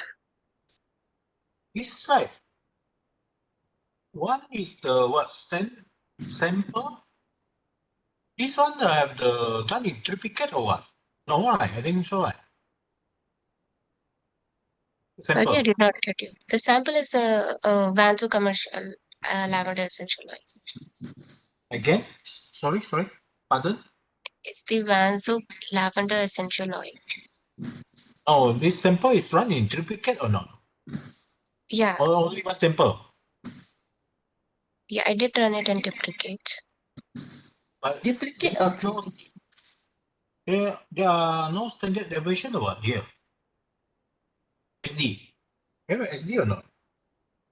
No, this doesn't, like, I did not calculate the standard deviation. I just calculated the percentage of radical scavenging activity. This is percentage, yeah? Yeah. So you compare to the standard, so it show reduction or what? So compared to standard, it show this is antioxidant activity, right? So it's only about 20% out of the standard. Yeah. The maximum it goes to 20%, right?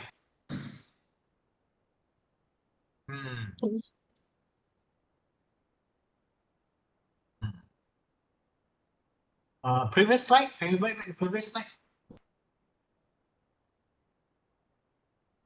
This is what? This is the DPPH result also. This is you only have radical scavenging. This slide is similar to the slide number 8. No, different experiment or what? It's the same. It's the same, right? Yeah. I don't know because so the conclusion is really 20% out of the standard. You mean your sample what you expected. So it's good or bad? I don't know. Compared to the standard, it's not up to the standard, but it is showing an antioxidant activity. So, but what the point, right? Actually, right? So you only about 20%. Why they don't use the standard? So I think you have to identify what the benefit. Not only show that you have show the antioxidant activity. People ask, you only show 20% out of the standard. Why they want to use it? Any benefit other than other thing? What else experiment you gonna do for this activity? Can you go back again to the previous slide? Others, what other experiment? Antioxidant. What else you gonna do? Can you tell us what else? Research methodology. Oh, okay, this one, right? So antioxidant only show about 20%. Yes, it show activity, but I would consider it's quite low lah when you compare to standard. Sure. Anti-proliferation. So you only complete the antioxidant right now so far. Yeah. I cannot comment too much about it, right? Because I don't know what the others. I think the main one will be anti-inflammatory and anti-proliferation. I don't know what. So maybe antioxidant just by taste for it, not so important. So I cannot comment too much. But you have to think it's only about 20%. Is quite low. So you have the other justification. Maybe like say higher activity in anti-proliferation or anti-inflammatory.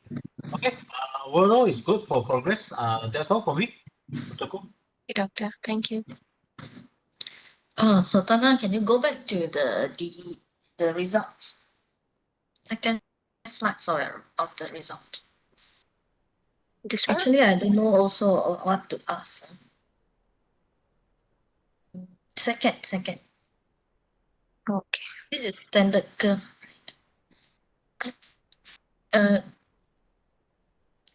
Just now, Dr. Eric asked how many replications? Yeah, I ran the experiment in duplicates. Duplicate. Yeah. And then how many biological replications? Triplicate is technical replications. How many biological replications? Meaning a same sample repeat 3 times. This is replications. And then different samples. How many times have you repeated? Oh, I just repeated 1 time with 3 sets.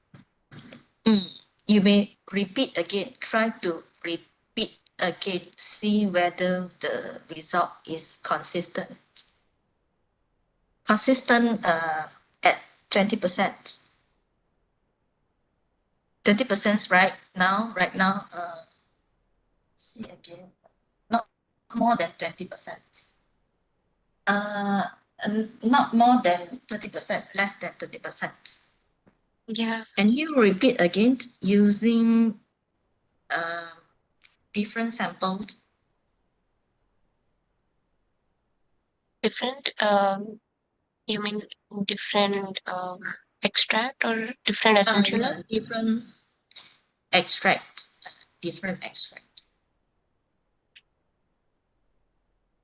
Oh. Can you understand? Still your essential oil. Is that correct? You are studying on essential oil. Yeah. The essential oil you extracted from different time. No, I didn't extract it. I got it. You bought, Yeah.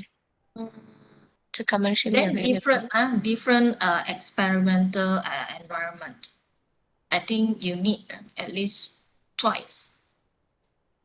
And then every time you prepare triplicate, then we can see your the value of your experiment. Right now we cannot see because just 1 dot. You don't have the standard deviations or standard error mean. Can you understand? Yeah. But for this experiment, I've seen the researchers have just took the just 1 line. percentage. Yeah, they just took the Meaning there is no percentage. statistical analysis.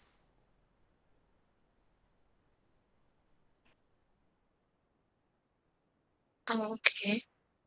You may consider, Okay. Okay, doctor. but your supervisor should agree with this. Can you go back to the Gantt chart?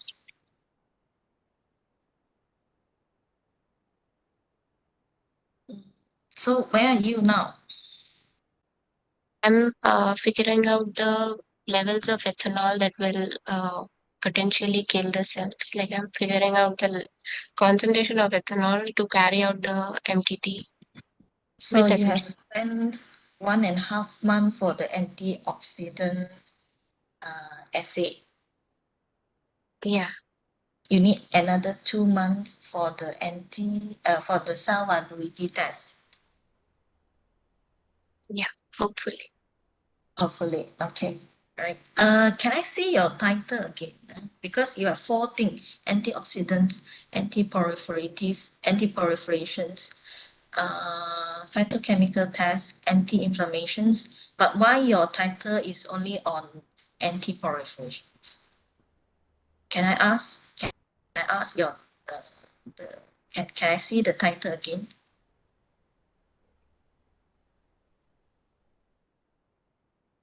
So it's like Anti-property, the anti-proliferations. it's like I'm focusing on the anti-cancer property of the lavender essential oil, but also I want to know the antioxidant and other aspects of the oil. So what do you expect from your anti-proliferative assay when the antioxidant activity is less than 30%? I don't know. I cannot predict it. You expect. What do you expect? Your hypothesis. No, okay. I think there will be some activity. Effect. Little bit. Are you sure? I'm hoping. Okay. Right. Yeah. Thank you, Sultana. Yeah, thank you, doctor.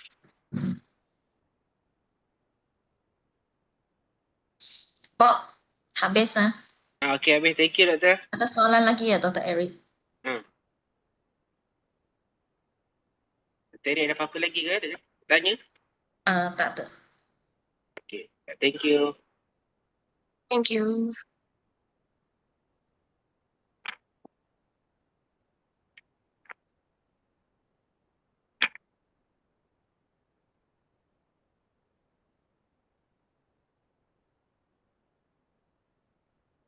Bob nak share session ni juga atau saya share?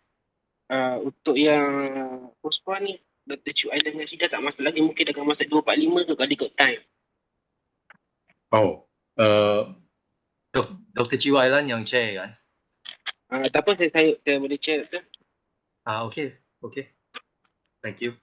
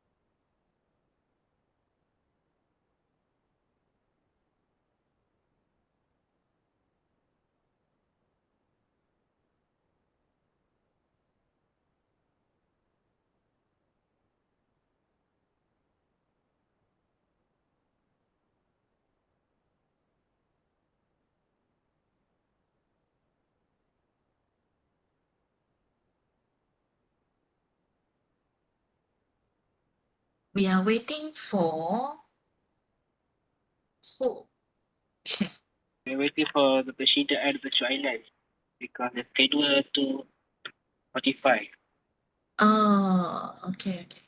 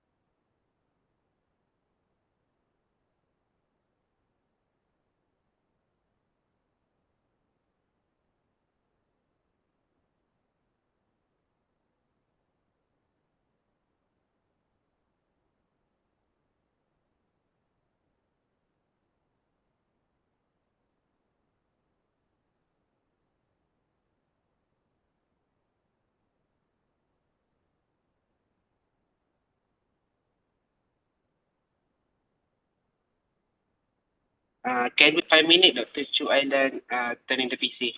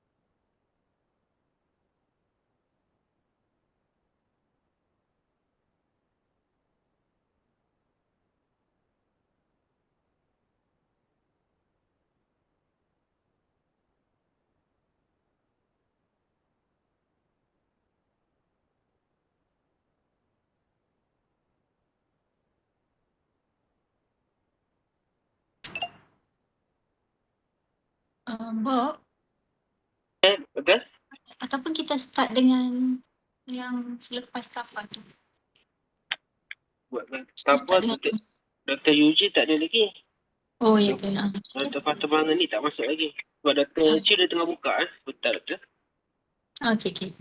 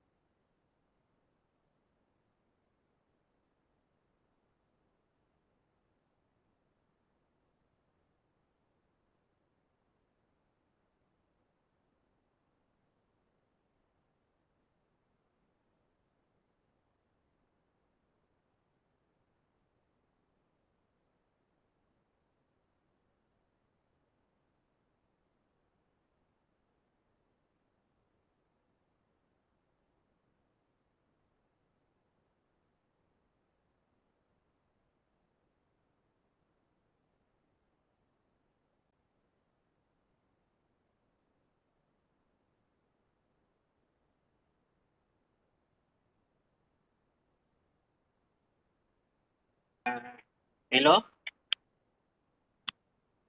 Maybe we can start now because Dr. Chu has problem with the WebEx. Puspa, can we start now? Hi. Yes. Can we start now? Yeah. Is my voice audible? Yeah. Let's start. The presentation.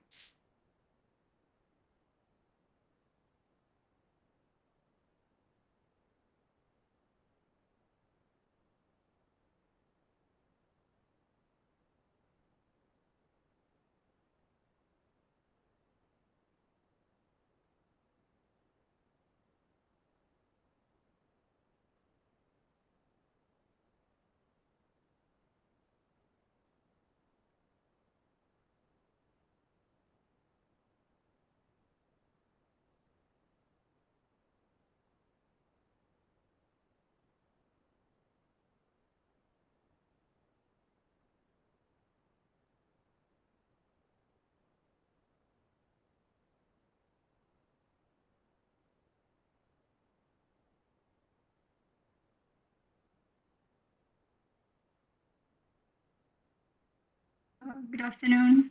Can you see my slide?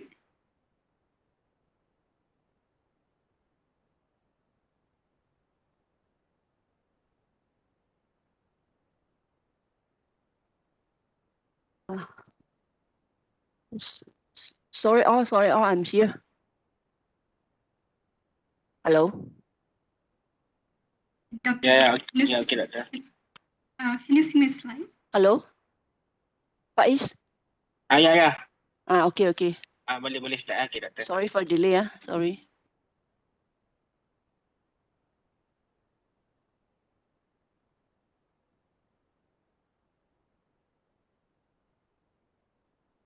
Hello. Hello.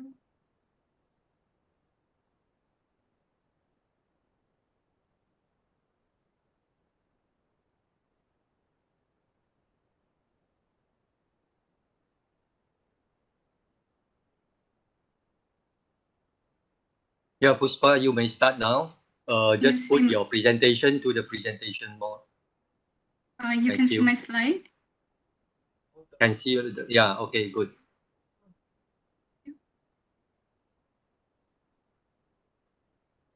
Good afternoon, doctors and everyone else. I am Puspa, and today I'm going to present on the progress of my research, which is entitled Evaluation of Antimicrobial Activity of Medicinal Plant-Based Green Carbon Dots Against Pathogenic Microbes, and my supervisor is Dr. Sasi.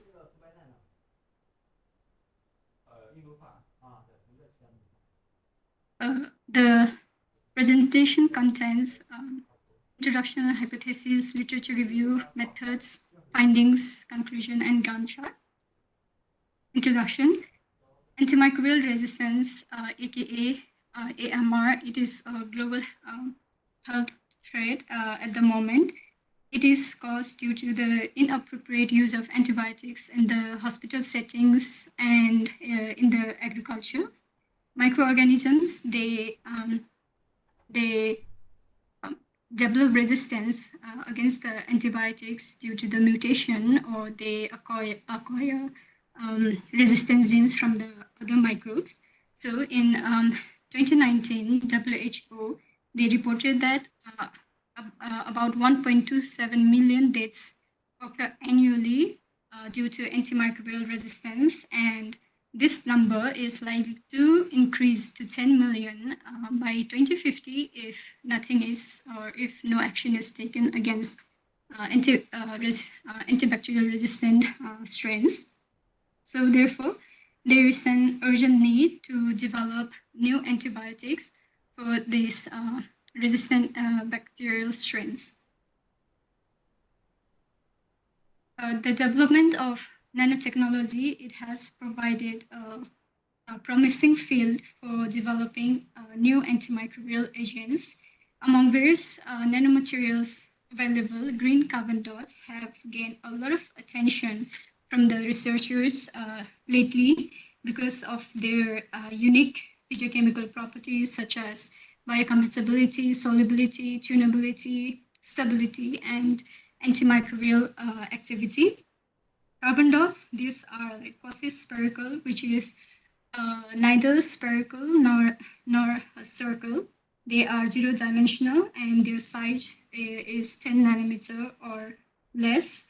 Green carbon dots, they are synthesized from natural resources. So they are environmental friendly, cost-effective, and sustainable. Green carbon dots, they have shown remarkable potential in various applications such as biosensing, DNA sensing, bioimaging, and many others.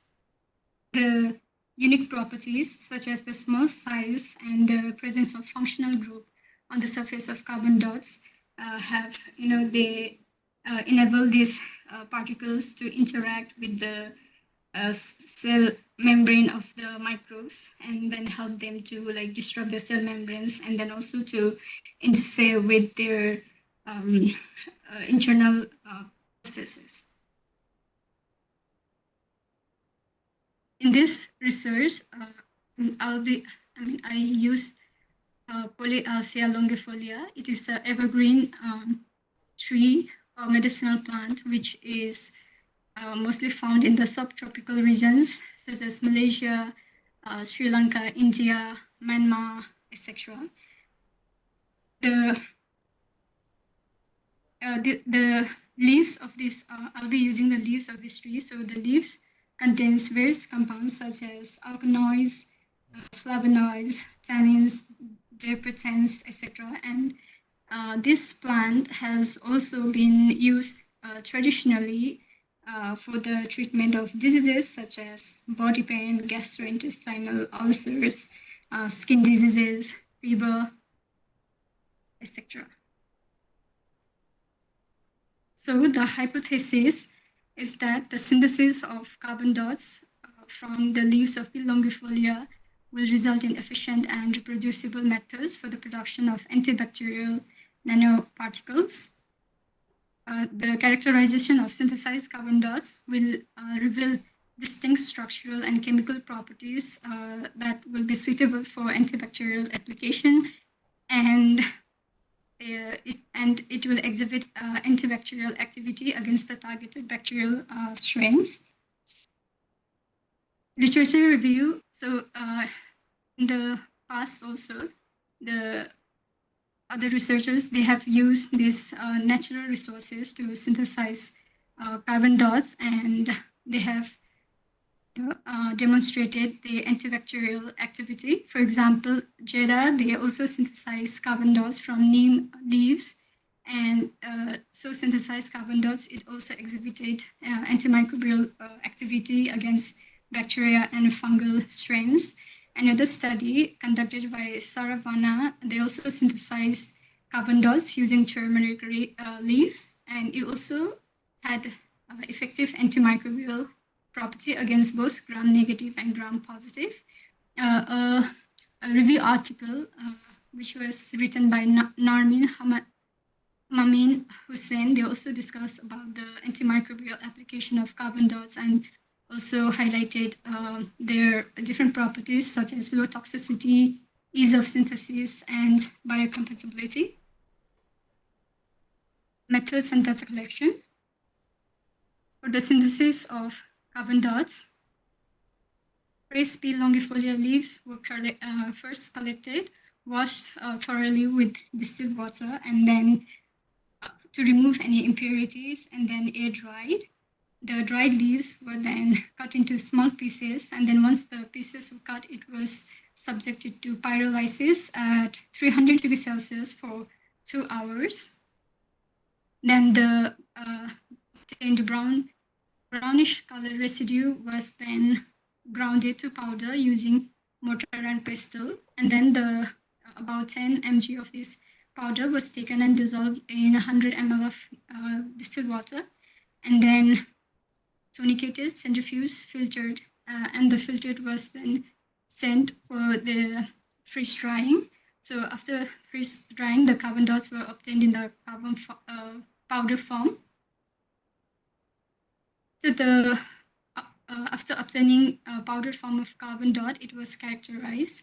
The characterization was done using different techniques such as zeta potential, UV-Vis, FTIR, and TEM.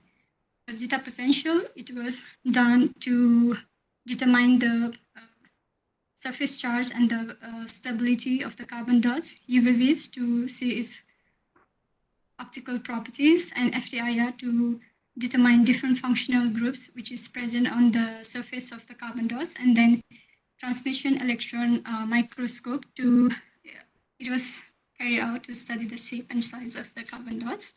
So after the characterization, antimicrobial assessment of the carbon dots will be done. So for the antimicrobial assessment, first the bacterial culture will be prepared. Bacterial subtilis will be cultured in Loria broth and then incubated at 37 degrees Celsius overnight in a shaker incubator. And then its OD will be measured. Then a bacterial suspension of OD 0.1 will be made, and then it will be used to carry out the MIC using broth dilution. And then after the assessment of antimicrobial activity to study the impact of carbon dots on the bacterial cell, it will be further subjected to a scanning electron microscope. So the findings: synthesis of carbon dots. After obtaining carbon dots in powder form from dry freezing, a small amount of it was taken and then dissolved in water. And it completely dissolved in water and gave a light yellowish color. So it indicates that they dispersed while without any aggregation. Then it was taken and then observed under the UV 365 nanometer. The carbon dot exhibited greenish fluorescent. The exhibition of green color suggests that the synthesized carbon dots have specific size distribution and surface state that emit in the green region of the spectrum when excited by UV 365 nanometer. Characterizations of the carbon dots, zeta potential. This is a graph of zeta potential distribution. The x-axis represents apparent zeta potential, and y-axis represents total counts, which corresponds to the number of particles that is being measured at each zeta potential value. The distribution appears narrow and centered. So narrow and center indicates that the particles have similar surface charge, which is good for the stability. The distribution, it has a peak, which the peak is observed at approximately minus 28.4 MV. So this indicates that the electrostatic repulsion between the particles in the carbon dot is consistent. So this means there will be no aggregations, and they will not form fluctuations or agglutinations.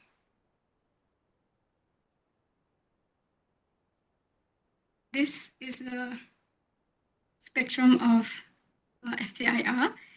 It reveals the FTIR is carried out to find out the different functional groups present in the carbon dots. The different peaks here represents different functional groups. Example, hydroxyl group, CH straight. So this the peaks, the sharp peaks, they indicate, it indicates the concentration of the particular functional group. For example, this peak, which is at 85.26,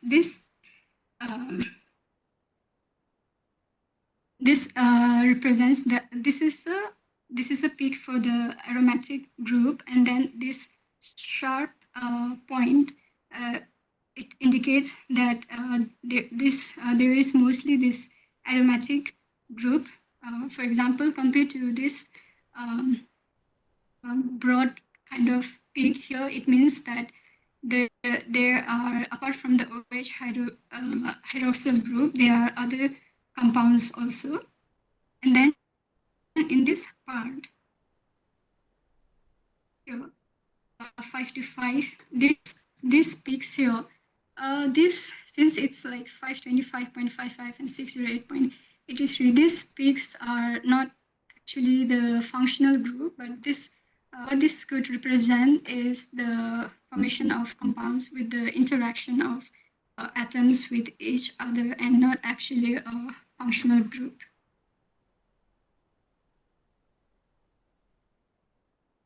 This is a graph for the UV spectrum of carbon dots.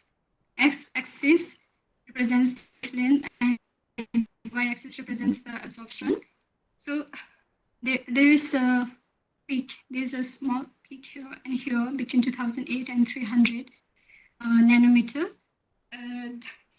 And the spectrum starting 300, it starts to decline as the wavelength increases to 600 to 600 or 700. So this is a common feature or properties in the carbon dots, which indicates that the presence of transitions associated with various surface functional group.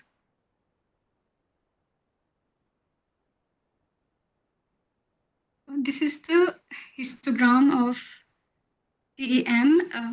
Its analysis is still not yet completed. So milestones achieved. So far, the synthesis of carbon dot has been completed. In its characterization, UVV's zeta potential and FTIR has been completed. The remaining parts are TEM imaging, its analysis, and the antibacterial activity is yet to be completed. So the conclusion, so far the project is progressing well in accomplishing its initial objectives, and as outlined in the proposal, and aims to complete the projects within the remaining activities within the line. Thank you. This is my one shot. So far, I've completed till here, but some of the analysis part is still left, and this part are yet to be conducted. And these are the references. Thank you. Thank you, Pushpa. Yeah, now I pass the time to evaluators. Dr. Shahida or Dr. Chiu, who would like to start? Right?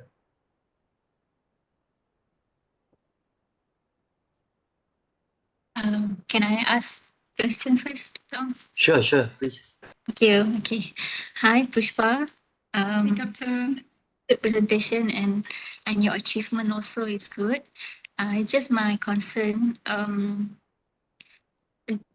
Now, when you do the fluorescence checking on the carbon dot substance, and you compare with water, right? Do you have any other compounds that you can compare to show that only your carbon dots have a fluorescent and the other, like a negative control other than water? You mean for the fluorescence part? Yeah. Apparently, I don't think. There are other substances like rhodamine, but I'm not sure if we have that in the lab.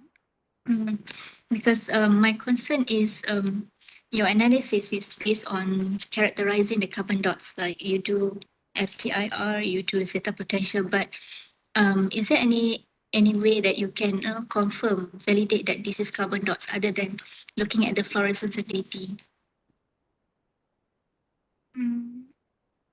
Like it's TEM, like looking at the TEM, we can, like, depending on its size. Depending on the size. Okay, what about the others reported in the publication? Are they getting the same results like when you do zeta potential, you look at the minus 28, right? MV. Are they having the same results? Yes. So in some of the research papers, they did have this zeta potential of not exactly minus 28, but like in the range, the same range. Yeah, in the same range. For example, even one of the student who was doing the kind of similar research as me in the lab, she also has similar range for the zeta potential. So I think that kind of correlates. Maybe you can maybe in future when you present you can put what are the findings from others, like this is according to other study, corroborated with other study that they found the same quite similar thing, just to confirm that you are getting the right carbon dots. I guess your analysis on antibacterial would not validate that your carbon dots are working,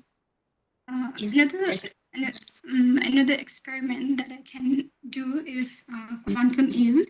So quantum yield, it kind of quantifies the fluorescence of the carbon dot. So I can do that, and if the quantum yield is like around 8 or 7, it's a good carbon dot. But you mean at certain wavelength? I mean, it's just I'm surprised. I just know the 350 wavelength. Yeah. As long as it can validate that you're getting the right carbon dots. It's a proven carbon dots. And then how are you gonna do the assessment for antibacterial activity? For that, I'll be using broth microdilution method. So I'll be doing serial dilution. The highest concentration will be 1000 microliter per ml.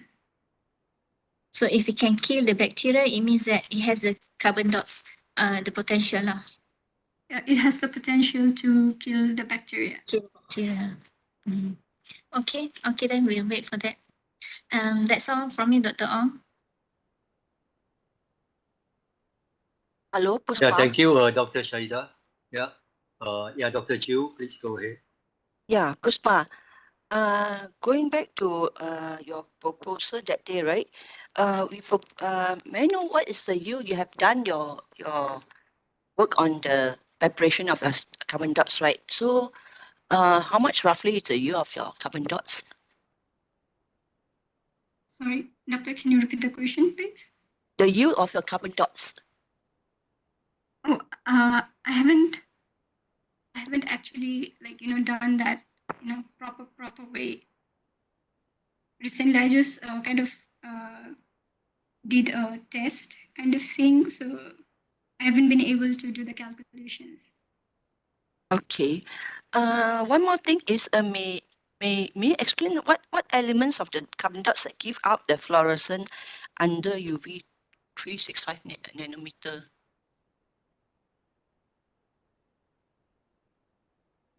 Sorry, Doctor. Yeah, what is the possible elements that make it fluorescent under UV 365?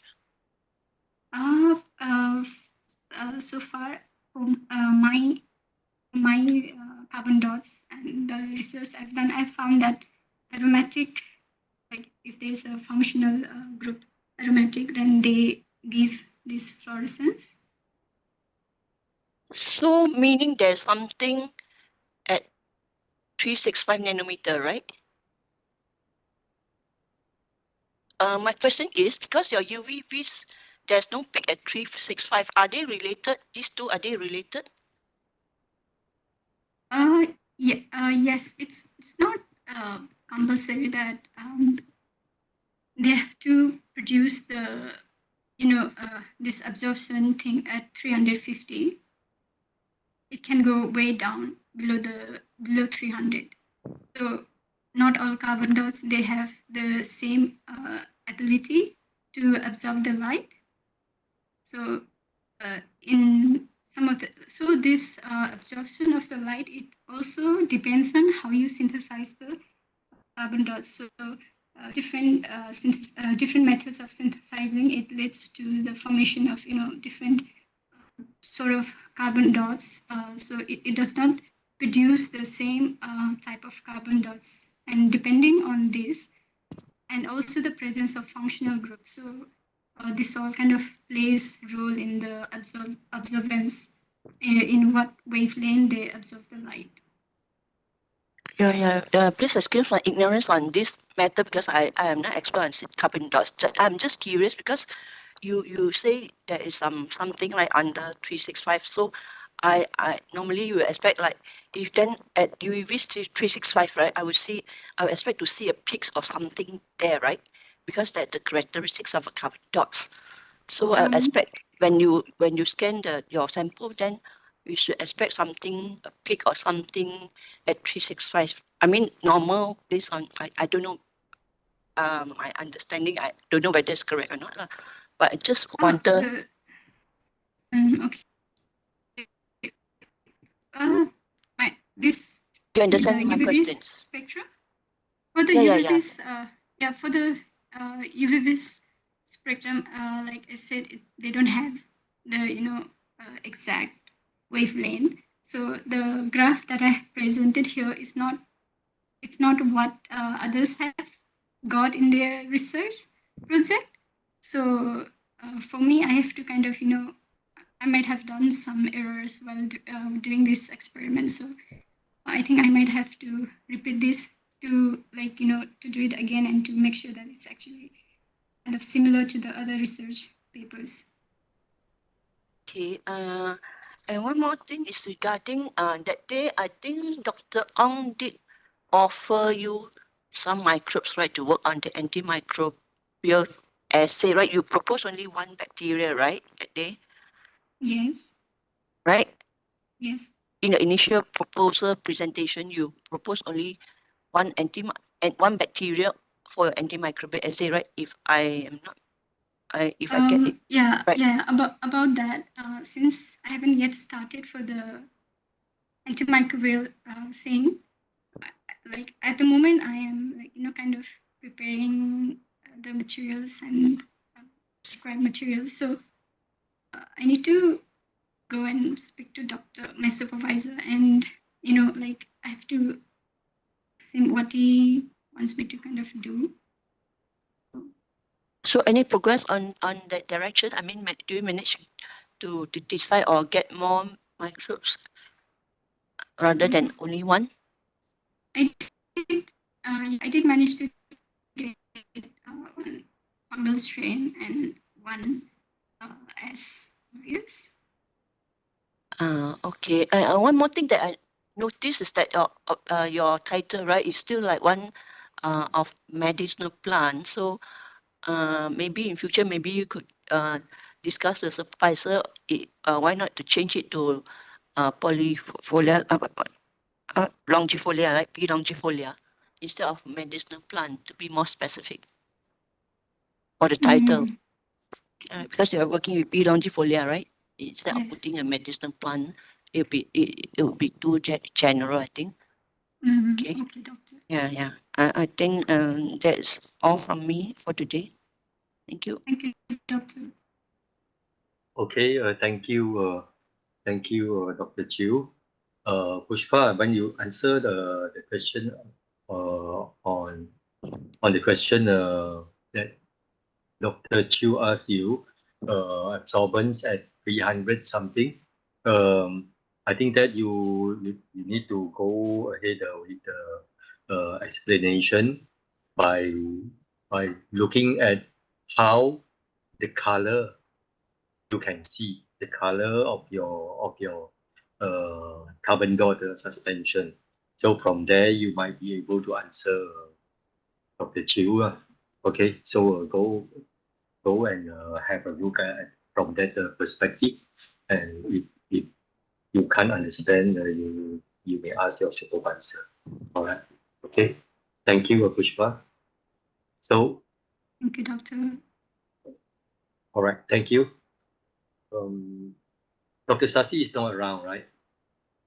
So maybe I just go ahead with the next presentation. So next presenter will be Liu Yap-Chi-Jian. His supervisor is Dr. Eugene.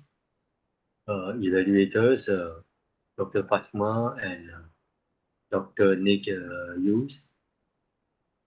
All right, Leo, are you ready? Yes. Okay. Dr. Fatma is around, and Dr. Nick Hughes, is she around? Tak nampak pula. Oh, Dr. tak Nick ada Hughes in lagi the ya. list. So we need to wait a while. Nanti I panggil dia kejap. Can I call her? Boleh, Okay? boleh. Ya, Dr. Fatma. Thank you. Okay. Ya.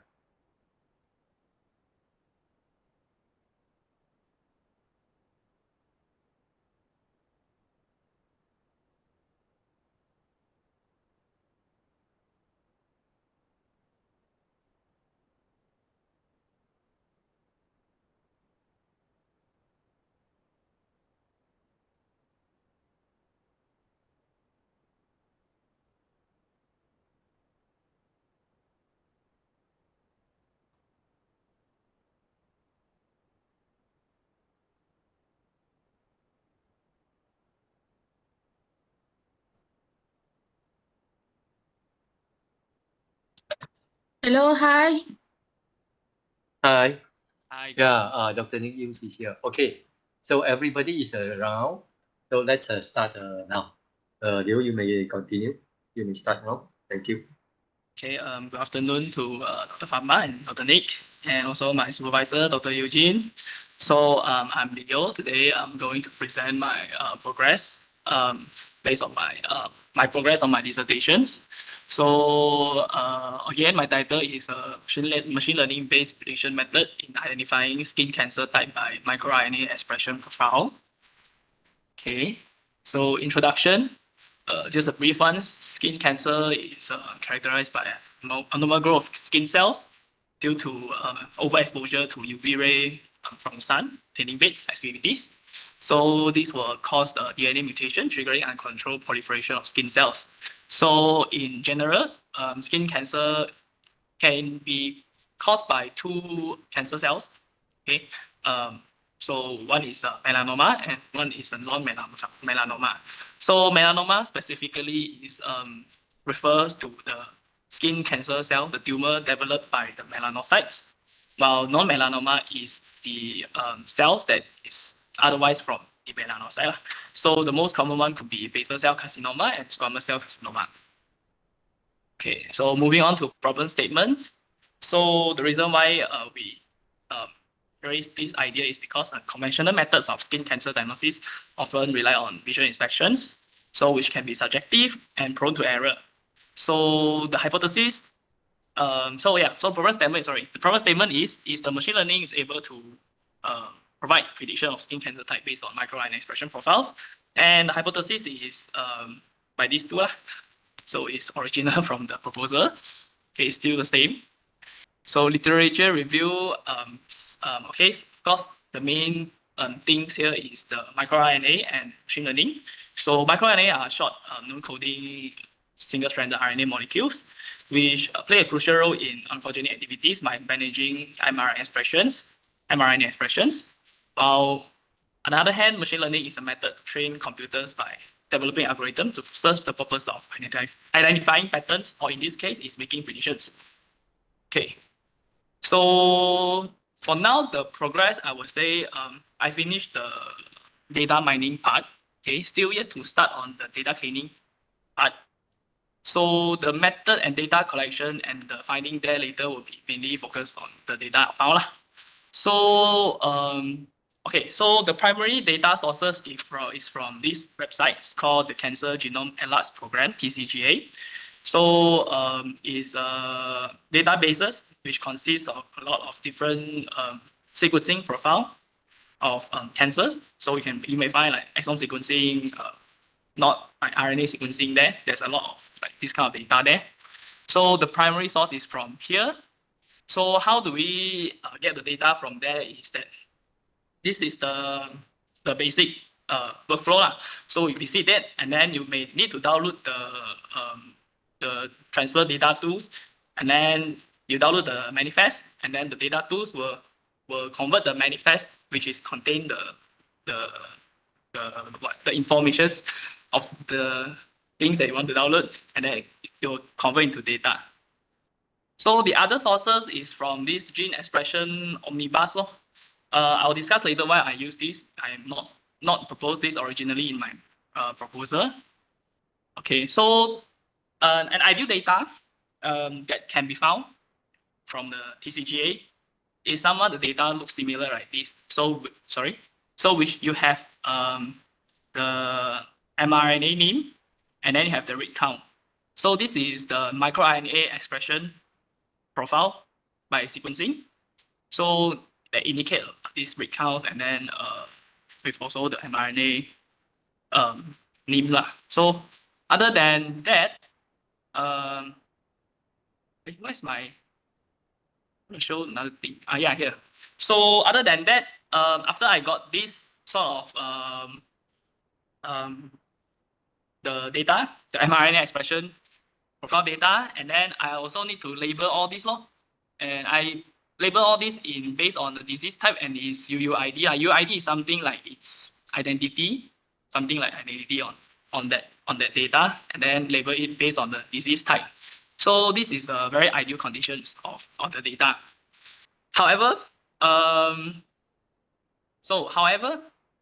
after searching after data mining on the TCGA, the thing is the data I found there is mainly the melanoma data only. They don't have any non-melanoma cancer cell data.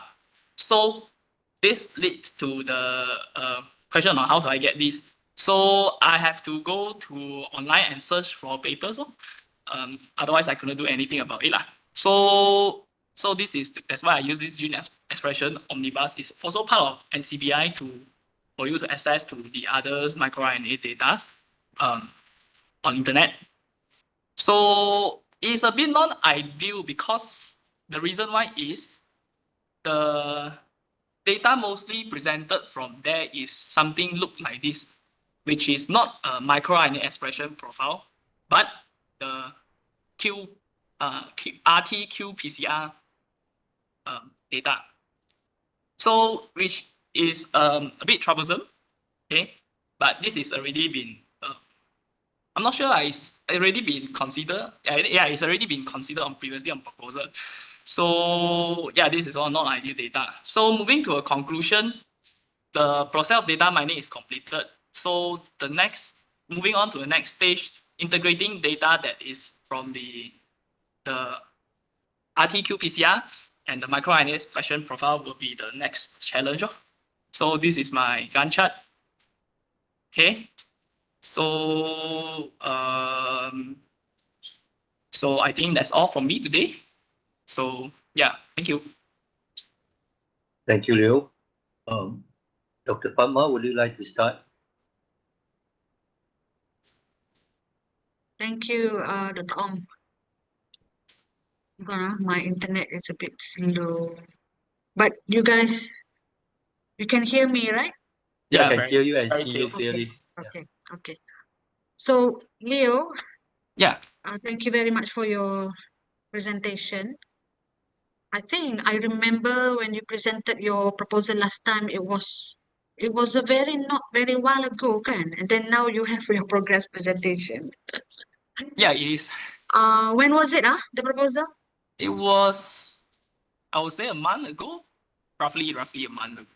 A month ago, Yeah. But anyway, quite early, kan, Dr. Ong? Is it?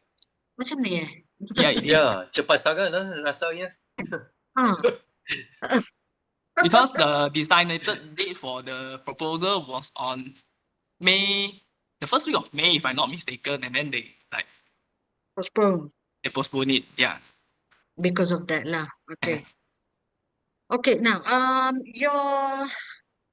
your presentation is, well, thankfully your proposal was very not so long ago, so I can still recall lah what you have presented last time and then relate to what you have presented today. Yes. That is one thing, the positive side of this very early progress presentation. So now you have two cohorts for your machine learning, kan? You have your melanoma and non-melanoma. Yeah. But earlier this was not Mentioned in the proposal. mentioned in the proposal, kan? So now after discussion you have decided to choose melanoma and non-melanoma, yeah? No, it was mentioned, but the Sorry. data- The cohorts. The cohorts. Yeah. Now, and then and now when you in your conclusion you mentioned that the data sets are now completed. The data mining process. I believe I got enough data, but if it's not enough, I have to like buy another one.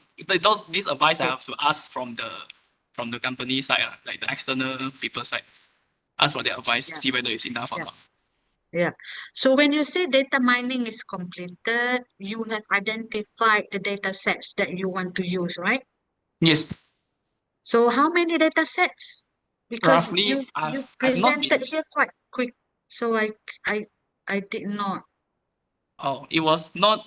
I didn't calculated it, but it was a few hundreds. I think it's like 500 or 600 of data sets. Data sets of the microRNA or the data sets from the database? Oh, data set for the microRNA. And then from the TCGA database is roughly around 400 something. So when you say data sets here, is the microRNA. Yeah. It's not the data sets from the database, because data sets from a database, they have a different call name, kan? Yeah, I think so. And then you don't have that. You don't put them as a results. Temporarily, not lah, because it's because all the data is like raw data and it's just together with, if all is on the TXT file right now. But in the data sets, in the call name of the data sets, you should have the detail of okay, so this data set is, you mentioned microarray and the other one is real time. One is from one is from the so one is Luntime. from so how many from microarray and how many from real time PCR? So yeah, from the microarray part is like 400 something, if I'm not. That is the microRNA. Yeah, it is the like 400 something is from the microRNA sequencing. Okay. Profile, and then the rest is from this database, Gene Expression Omnibus, because on this database itself, it doesn't have the other one, the non-melanoma one.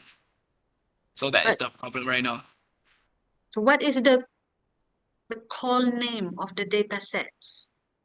I'm not sure. I'm not sure about the name because I never considered about the name. So who did the data mining? You did yourself, kan? Yeah.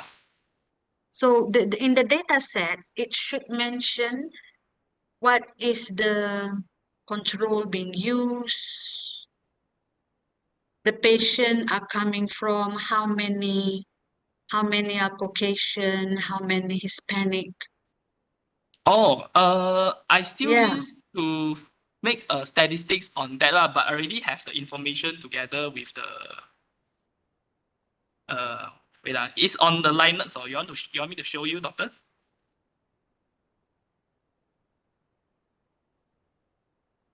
Name and with the detail of from the every data sets that you get. When I said data sets, it's not the microRNA itself. That's your data. That's the raw data. What I mean is the detail of the data sets that you get, because they have a call name. In a simple way, they usually have a gene number. Kalau it's a gene bank, kan, they have a gene number. Oh, So for data sets, they have a call for that data set, certain number, and then the experiment inside that call, number, how many samples, what is the control, how many. So you don't show that in today, even though you say in conclusion, completed data mining, but I don't see that.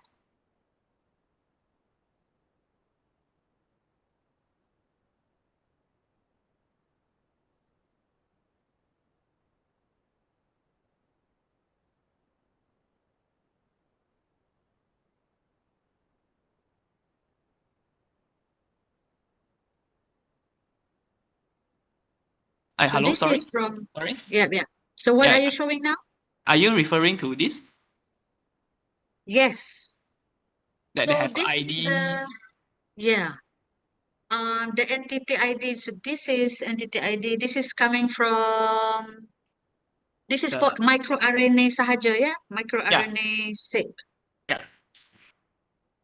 So platform not mentioned. And then how, so this is, I suggest, I guess this is next gene sequencing, and microRNA seq. Yeah. So these are the details. How many of these kind of data sets that you use to get all the hundreds and hundreds of raw data? Oh, it's all on here. This is all the data I used. Okay. So how many are there? 452. 452. Yeah.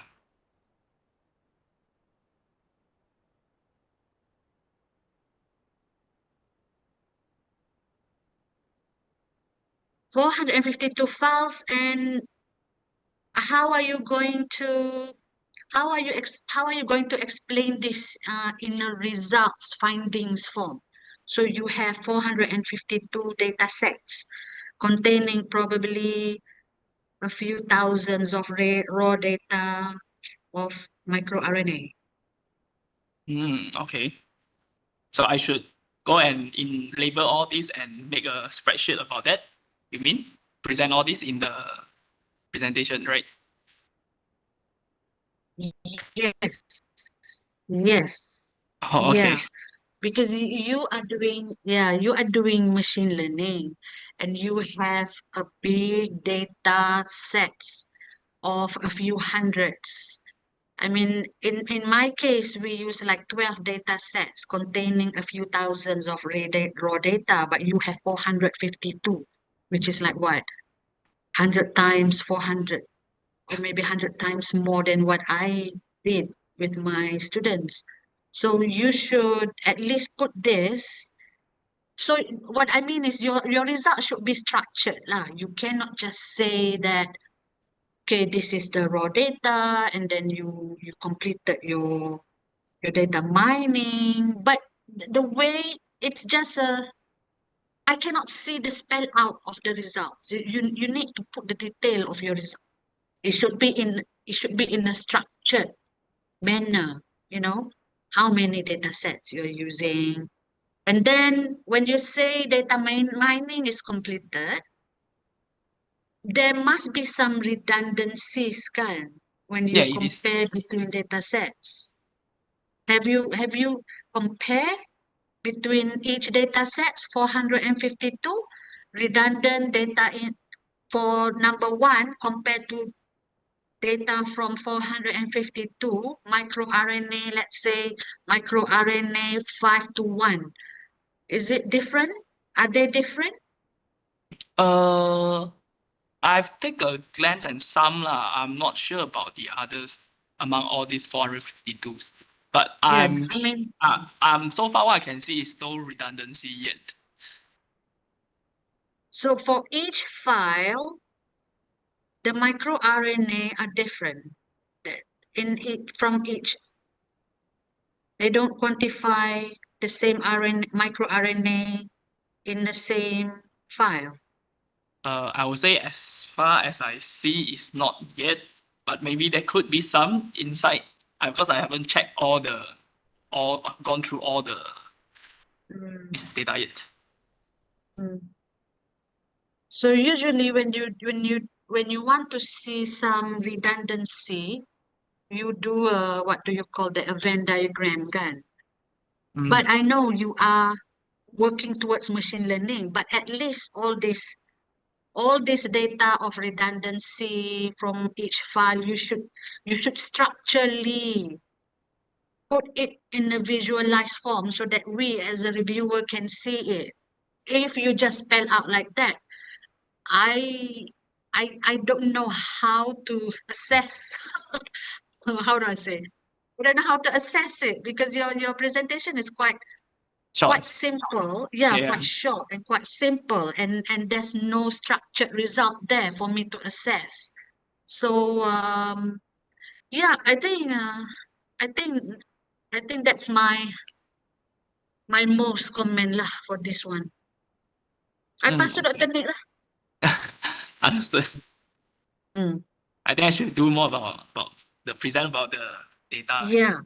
It should have a structured presentation of the results. You cannot just simply say complete the data mining and then you show all the microRNA type, which is not all of it. You just a bit. Which I as a assessor I cannot say anything lah. I'm like, okay, well done, you know. All right. Which is not fair lah. I'm sure you have done something here. So Yeah. we need to fairly present it so that we can assess it fairly as well. But then it pass to you.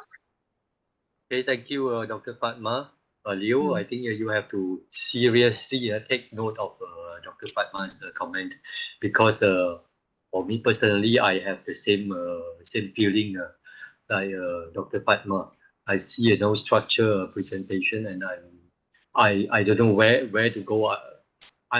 It seems that I just have to take for granted. Take your word. Yeah, What as if you are forcing us to say, okay, you are good, you are on track. Yeah. Okay. So Thanks. let's see. Dr. Nick Hughes. Dr. Nick, please go ahead. Yeah. Yeah. Hi, Dr. Ong. Hi. Hi, everyone. Okay. Leo. It's very brief report on your result and progress. Perhaps maybe you can show. This is what I'm suggesting whether you can show to the audience how do you search for your data, maybe perhaps what keywords that you use you use TCGA, right? Okay. Yeah. TCGA. So the keyword what keywords that you use? You would like me to demonstrate now? Not demonstrate, or I don't know. How about others?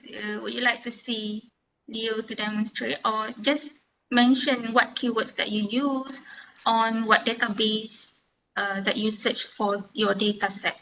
It was also quite simple. It was just like clicking on filtering. So first of all, you go to this website, GDC data portal. So you have you probably go to the home page. So the next thing you want to find is the repository, and then you can click on this case here, and then you can make a filter on here. So there's like, let's say today there's skins, so I click on skins. So after that, I close this filter and then I will search on the experimental strategy to find the, so today, let's say I want microRNA sequencing. I'll just click this. Then on the data category, I just click on the transcriptome profiling. And then the data type, I click on microRNA expression quantifications. And yeah, I got the data here. But to extract the data from here, I have to use Linux because I found on the Windows is not working. So yeah, that's how I got my data. So perhaps this kind of step you can also include on today's presentation, some things that you can present, because you don't have too much information to present. This kind of searching of data. Sorry, I have to clarify just now. This data from this website is the microRNA sequencing data. I see. Okay. What about the transcriptome data from from RNA sequencing platform? Are you going to include that also in your research? Yeah, it is. It's from here. This data is all from here. The sequencing, and then you click on the transcriptome profiling, and then you get the count, expression count, quantification count. So is it from RNA sequencing platform? Because microRNA. Yeah, okay. So like what Dr. Fatma said, maybe in your result, you need to justify how many from RNA sequencing platform, how many from microarray, and how many from RT-PCR. Yeah, okay, sure. So it is possible to do that, right? Yeah, it is. Okay. Yeah, another thing that of course you need to have details on each of data set that you got. Need also to report on that. Beside the platform sequencing, so you need to report what are the informations that important is whether this is melanoma or non-melanoma as well. So yeah, I think that's all from my side. I've done better. Yeah, all right, understood. Yeah, sure. Okay. All right. Thank you, Dr. Nicky. Okay. So I think that's all. Anything to add, Dr. Fatma? Yeah, I think Leo, my advice is that you need to work harder to spell out what you did. I know you haven't done this before, but you have good supervisors there to help you. So you need to critically spell out what you will do or what you have done to reach 452 files, so that your results, your finding is structurally understandable and presentable for us to understand. So that's my advice for next progress. All right, sure. So do I need to present all this again on the next progress? I think Dr. Ong. Yeah. I think you just need to follow the advice, make it more structured, so that we can understand better. When I myself, this is also new to a lot of us here, not only me. So you need to talk in a way that we can understand you. Okay, it's a very hard task to make people to understand you, but you have, as a researcher, as a scientist, you need to do that. You need to, this is the communication skill that you need to learn.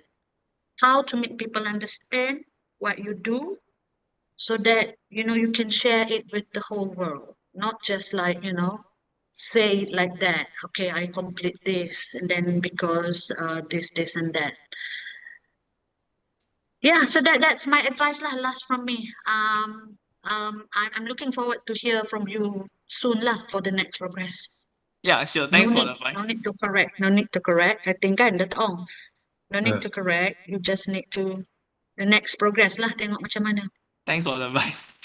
Because Yeah, previously I thank you, also have no Dr. idea Fatma. on what to present here on data mining. So like just getting the data. Yeah, but Leo, I think both of Dr. Fatma and Dr. Hughes gave you precious advice to go ahead with what you need to do, because when you present it, what we want to see is what have you done and what do you understand from what you obtain as results, and how do you analyze it scientifically so that you can come out with a conclusion that you can present to us saying that this is what you have in hand. So I think that kind of information is not transmitted during this presentation. If I be more direct than Dr. Fatma. Anyway, I'm not evaluator. Don't worry.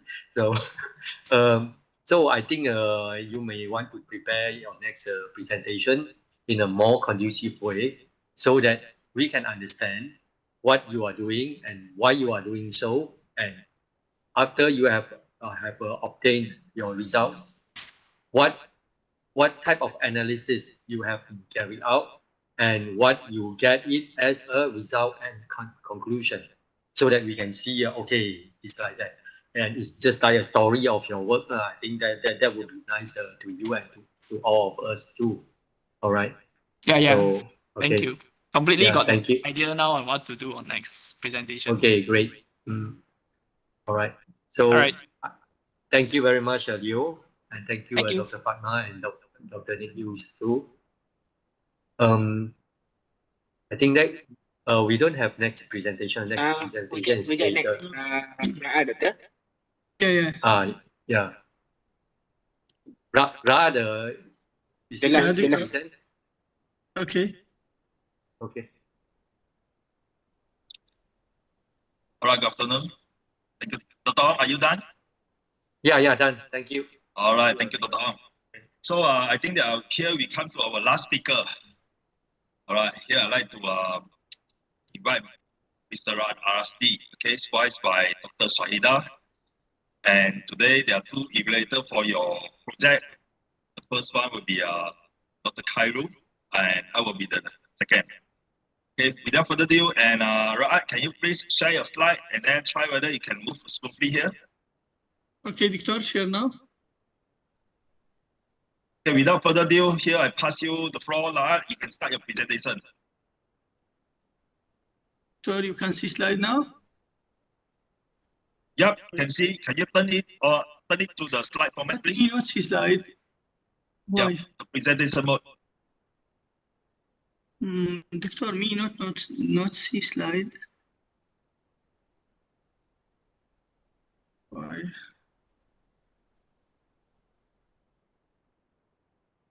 Doctor, see slide now? Yeah, we can see the slide, but this is But me not see slide. You can't see the slide. Okay. You can see Good your slide evening. here. Okay. Good evening. Hello, Yeah, everyone. just do it in the presentation mode. Okay. Good evening. Hello, everyone. My name is Raad, under supervision Dr. Noor Shahida. My Excuse me, progress. Ra'ad, sorry, I disturbed you. Can you turn your slide into the presentation mode, please? Doctor, me not see slide. Okay, I'm present now. Yeah, it's good. Yes, it's good. Please go ahead. Thank you. Okay, thank you, Doctor. My progress presentation title cloning and expression of the Giardia lymphia recombinant protein SH2 in E. coli. This is my auto line.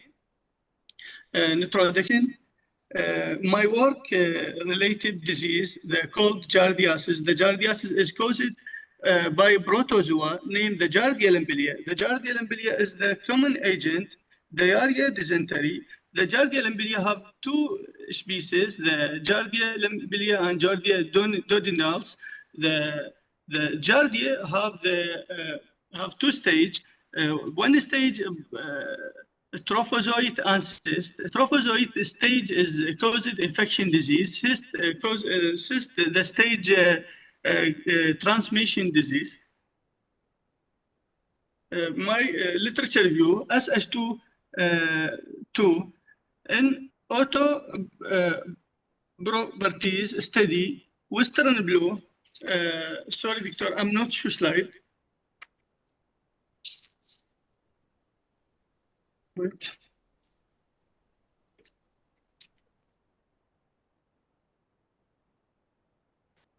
In Orberment study, Western blue analysis identified 21 potential immunogene binding in a trophozoite protein with the SH2 domain contain protein binding and not labeling certificate. The protein was selected for recombinant product in E. coli facility. Future study on the prevent and roll Giardia.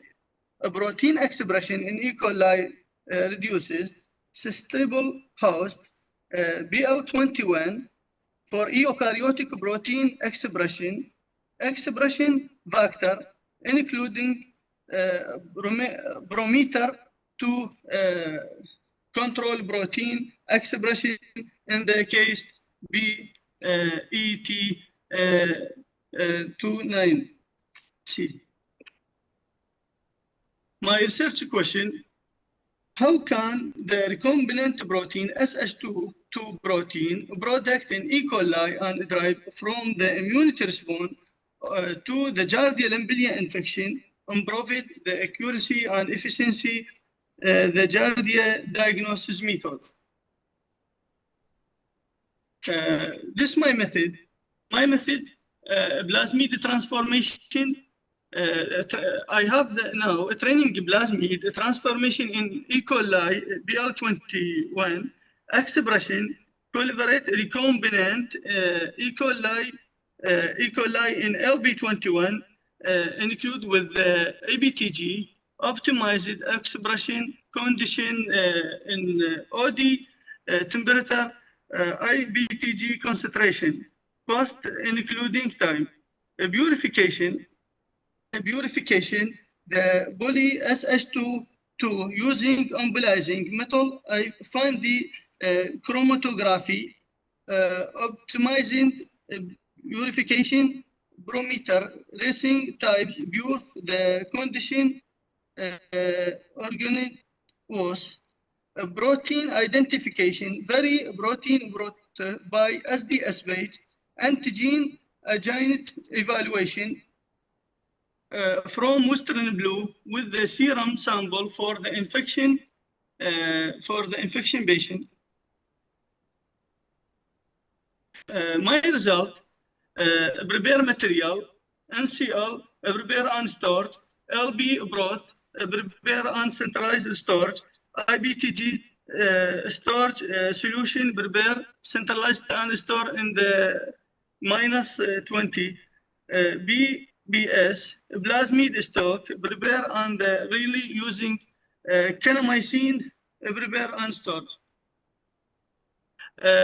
Because my plasmid and company now need training, use the different plasmid, the plasmid training, a transformation of LB21 bacteria using the plasmid successful using the kanamycin antibody. I have now two plates. One plate with the bacterial shoe growth. After the transformation, the growth plate contain the kanamycin.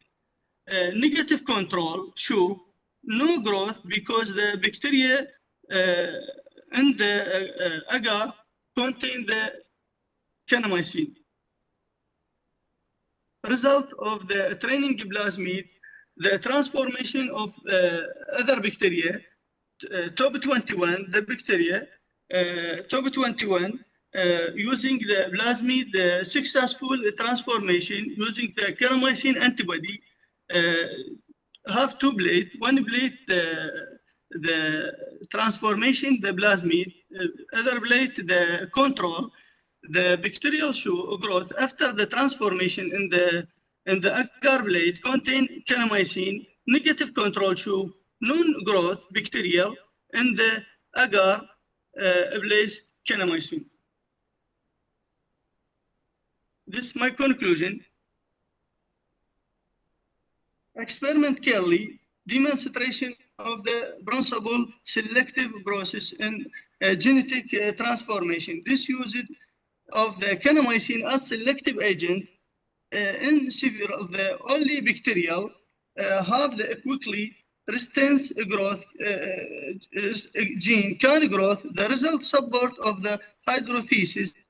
The plasmid contain resistance growth with the successful introduced in the both bacterial strand BL21 and the top 20 event by their growth in kanamycin contain agar plate.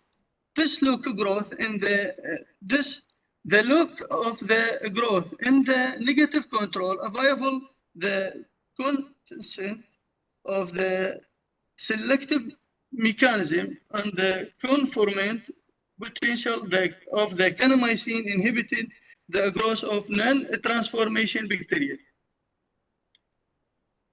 This is my Gantt chart. This is my reference. Thank you. All right, Rahat. Okay, thank you. Short and clear. Okay, and so now I like to open the floor. Okay, for any question. Maybe you can start from Dr. Khairul. Do you have any question to run first? Okay. Good afternoon, right? Good afternoon, Dr. Assalamualaikum. Okay. So, Assalamualaikum warahmatullah. Can you hear me? Yeah. Okay. So my question, okay. So how you prepare your competent cells? Are you preparing your competent cells yourself, or you are using others' competent cells? Using the cell. How you prepare the competent cells? Can you again, Doctor? Question. How do you prepare the competent cells? Competent cells, the transformation? For the transformation. Yeah, for the transformation, the yes. How do you prepare the bacteria? For the transformation process. Yeah. Choose the active colony in my plate. Already have a plate. Have bacteria BL21. Choose the active colony. Culture the colony in the LB broth in incubator in the overnight. After this, check the OD. After this, some bacteria in a new agar.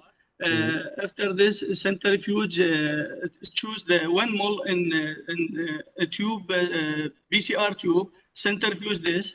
Put the NLC.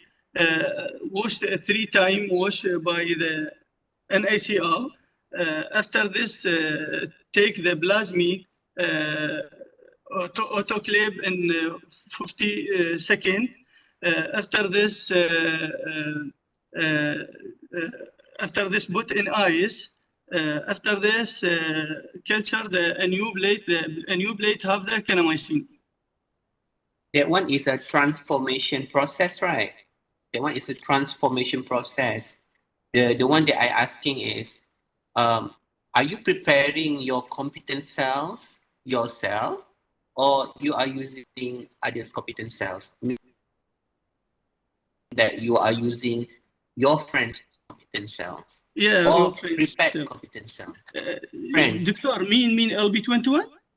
BL21. Yeah, BL21 already find in supervisor.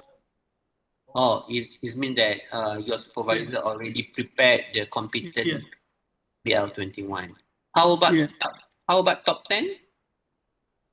Doctor, now my plasmid in company, I'm used the two type of the bacteria, check the my material and optimize the time, optimize my material or the training, because my plasmid is very expensive. I need training and check my material after work in my plasmid. Understood. But you also need to understand that why you choose BL21 cells and also top 10 cells. Okay. So can can you BL21 and the top 10 selected for kanamycin and the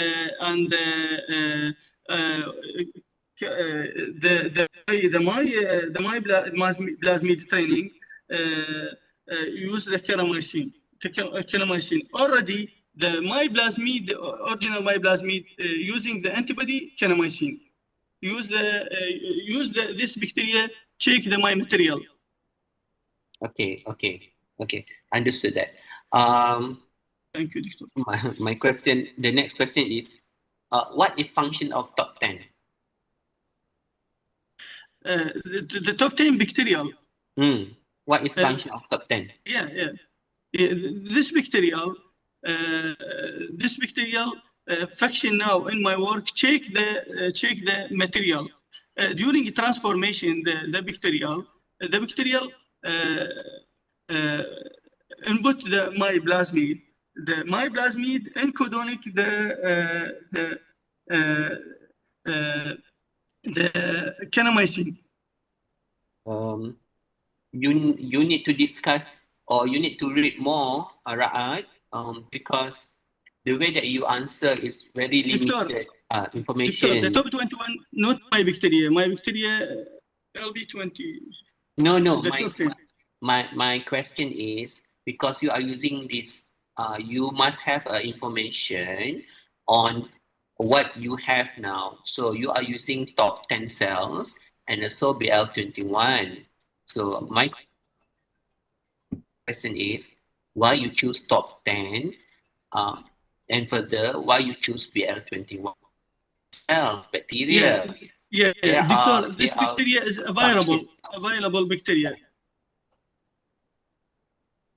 And simple growth found more study about this bacteria. No, that's not the answer. The answer should be the top 10 used for cloning, while BL21DE3 used for expression. That's the answer that you should answer that like that, because you are now lacking of information of the reagents that you use. So if I want to ask you again, PET28C, okay? So can you explain why you choose IPTG to induce your expression or in the PET28C? Doctor, use IPTG or the kanamycin? The IPTG. So you must know that what is the PET28C. Yeah. Okay. Yeah. The IPTG uses the active expression and the fooding the bacteria. Can you elaborate more on that? Yeah, the IPTG use the help the reaction and the activation the bacteria and the fooding the bacteria. Same the activation of bacteria and fooding bacteria. Okay. You also need to know about this. Why is the map of the PET28C? Why is the active sites, or what is the promoter agent that present in the PET28C? So that's why you are using IPTG to induce your whatever genes that you want to express. So I think you still need, even though the information you are lacking, but the the result that you are shown here is valid. It's valid because the A is the one that you transform with the plasmid, but the B is a bacteria without the plasmid, right? Yeah. Yeah. So I just want to suggest that for these results, the A is okay, but the B you should label is to with the you need to rephrase your label. So it should be control without plasmid. Yeah. Okay, because Okay, Doctor, the thank you. way that you label A and B is quite confusing. So I would Doctor, this first one. yeah, I would suggest you relabel the B as a control bacteria without plasmid, while A is bacteria with plasmid.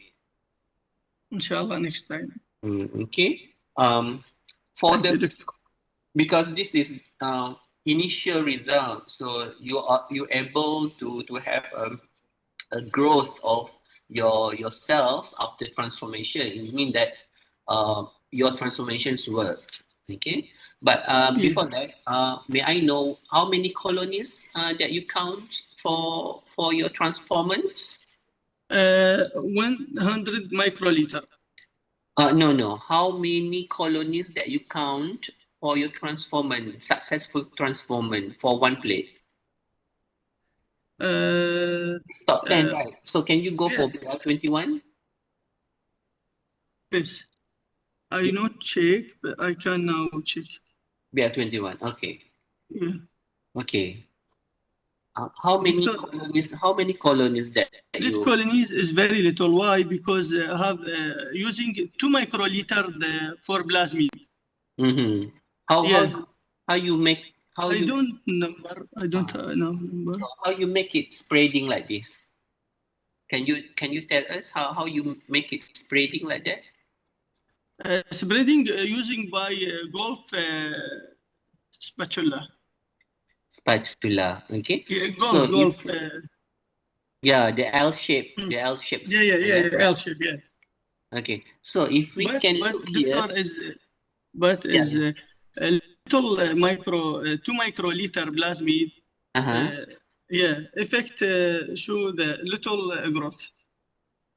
2 microliter plasmid. You mean that you just put 2 microliter of plasmid into your because this plasmid training. Yeah. Okay.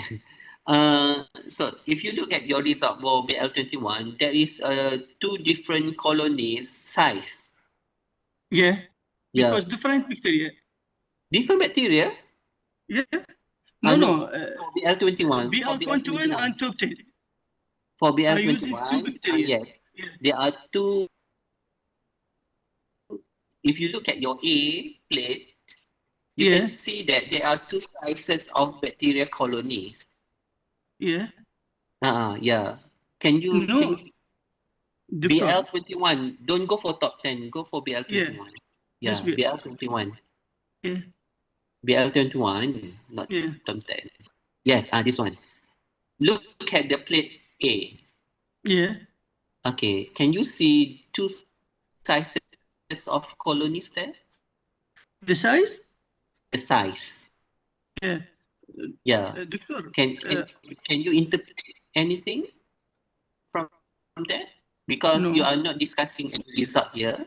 Because you just conclude that you get the transformant. Okay. Yeah. So any interpretation that you can see from the plate A here? Why you can see two sizes of colonies, bacterial colonies here? Doctor, because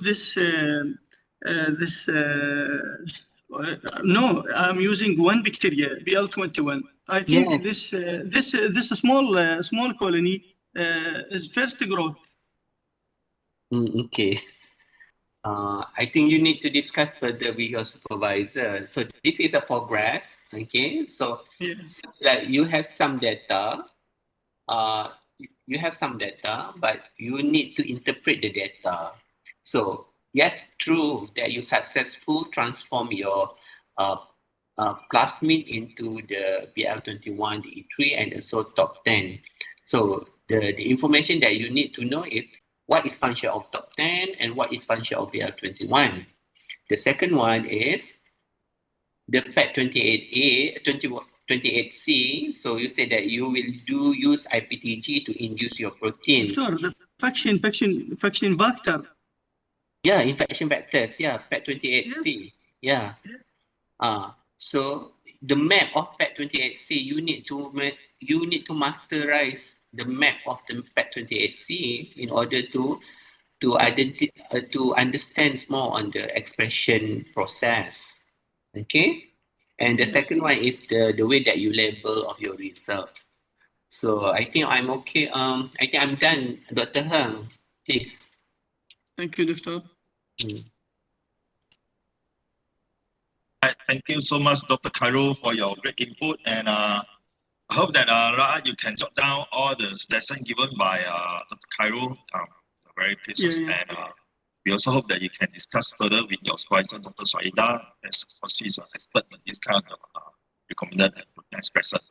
Okay, from my view, actually that I don't have many aspects to ask, but I only have a few technical questions. I think part of them already given by Dr. Khairul, and for my one is I like to ask that since that you got this colony and it's so very well compared to your negative control, but how do you ensure that this is the gene that you want? What is the further step you have to do? The control? No. A, from the A. Can you see the legend A there? Yeah. Successful. Yeah, how do you confirm that this is a particular genes that you want? You have successfully grown into the E. coli. What is the next step you're supposed to do then? Doctor, after the transformation, culture the colony in plate. The plate have the kanamycin. Hang on. Because when you clone the gene into your E. coli, sometimes there may the gene sequence might be be so-called they cannot align, and maybe they're frame shift, and then it will result you cannot get your recombinant protein well to express. So to avoid it, how do you overcome it? Because that you can see your colony so very well here because they all can grow in the kanamycin. Yeah. So how do you ensure that this gene sequence is okay for expression? Because now I have the blade control. After this, after this I made the expression and check the Western blue and SDS page and Western blue. Okay. Before the expression, before the Western blot, what is the step you have to do before the expression? How do you ensure that the sequence is okay for expression? LCMS, check the LCMS. No, you have to send out for. You have to do the PCR colony and then make sure that the sequence is okay before going for the expression. This one you can check with your supervisor. And okay, other than that, and all right, just that this is a cloning, and another technical is this is just a minor, very minor. You try not to label your wordings too big because sometimes a very small colony will also can be covered by a wording. So this one you have to because pieces of paper they're not allowed for this kind of thing. Okay, the other thing is the other thing is I'd like to know how do you prepare your kanamycin? The kanamycin, how do you prepare your kanamycin in the broth? Go the storage, take the kanamycin, wait the 5 grams, mix with the distilled water. After this filtration, 0.20 and 2. After this, storage the kanamycin in a fridge. The affection of the kanamycin encodonic the bacterial with the plasmid. So how do we start out it? How do you start out the kanamycin? Yeah, making the kanamycin. Yeah, how do you stir out the kanamycin? You Use say autoplay? okay, doctor. Use the kanamycin with the first one mixed with the LB agar. Yeah, how do you stir out it? Because your LB agar is stir out. How do you stir out your kanamycin? Yeah, Yeah. me making the 200 mol, the LB agar, mixed with the 200 microliter, mixed with the LB agar. After this, make the plate.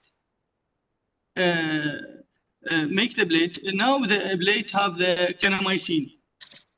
All right. The kanamycin selective the mycobacteria. It's okay. It's okay. My question was, how do you prepare? How do you stir out the kanamycin? I'm not asking about how do you prepare the LB. So check with your supervisor about it. Okay. Use Then the kanamycin, doctor. Use the the kanamycin, you need mixed to with make sure that it is stirred out before you want to introduce into the broth to make the agar. No. First one with the agar. After in transformation mixed with the agar, in expression mixed with the broth. Sorry. Right. This one just so I don't think that, have you put the objective in your slide? Objective? Can I see your objective? Research question. This is my research question. Objective. Doctor, not make objective in line, only research question. Okay. So next time just put your objective, because I still remember that your work basically is aimed to produce the SSO protein, right? Okay. Yeah. I just want to make sure that this is in a very early part. I think that you already achieved to a certain percentage.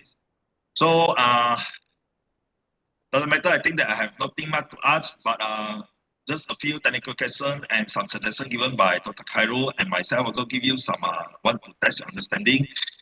But try to understand about the background of this cloning. It looks like quite easy and simple, just because some of your seniors have done it before, and you just follow the step. But you have to learn it out, because there are quite a lot of the challenges in the cloning as well. So I think that I have nothing much to ask Ra'ad, but what I can do is try to jot down about all the questions given by the evaluators, then try to improve for your coming project and the presentation. All right. So right now, apart from myself, is there any question from the floors? Dr. Heng? Yes. For research question here, I think Ra'ad need to look again, because his project is more towards expressions of the recombinant protein, the expression as purification. So it's not go for improve the accuracy and efficiency. So the question should be, the question need to be rephrased or need to be rechecked again, because it's not resemble to the objective of your study. Okay, please take down the note, just to replace sensitivity, specificity, and the cross-sensitivity, I think. Okay, thank you, Dr. Cairo. Is there any other questions?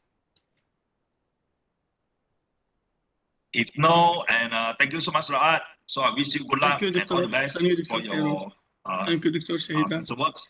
So I'm here to start presentation for Ra'ad. Thank you so much. Thank you. Thank you so much, Doctor.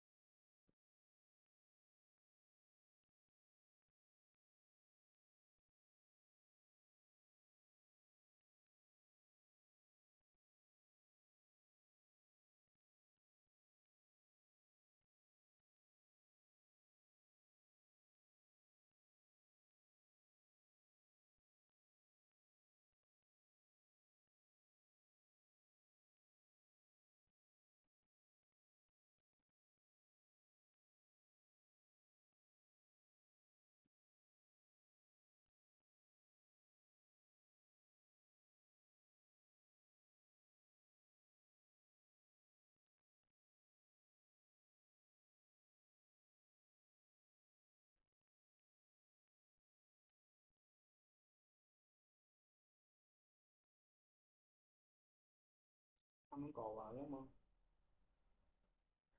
他们搞完了吗？这个会议关闭了。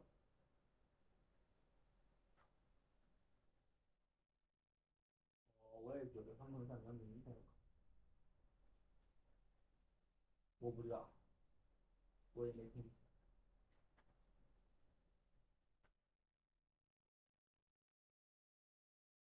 那搞完了，大叔，应该是1个下午。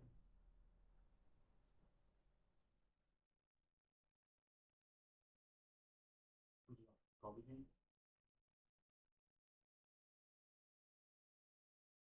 应该是下午1个，我记得大叔是最后一个，然后孙亚文那是廖还是谁忘了？没有啊，我没听啊。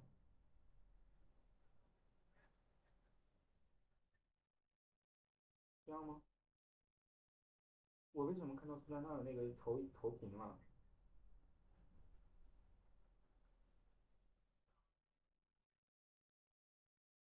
这次投屏失败了，我不知道，搞不清楚。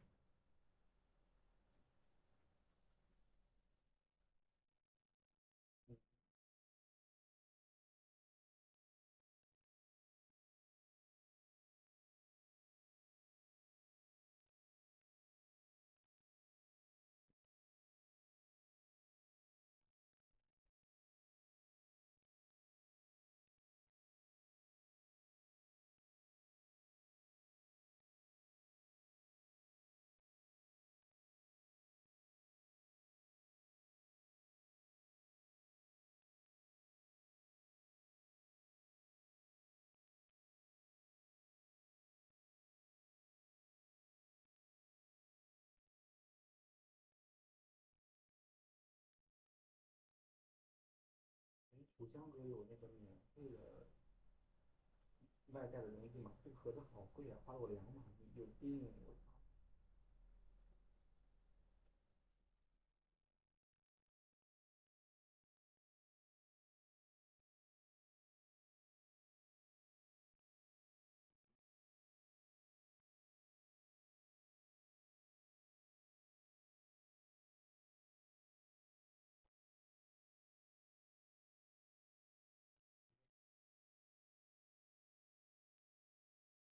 那下午还去不去啊？这么快呢？你什么鬼速度？这合着他们1个人20分钟，那4得吧，那个中间停1个小时，那不1个人20分钟？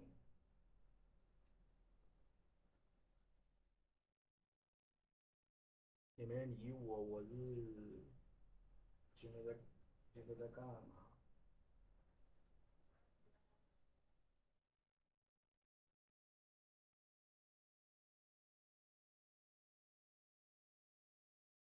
中国有那种免费的袋子吗？外带的。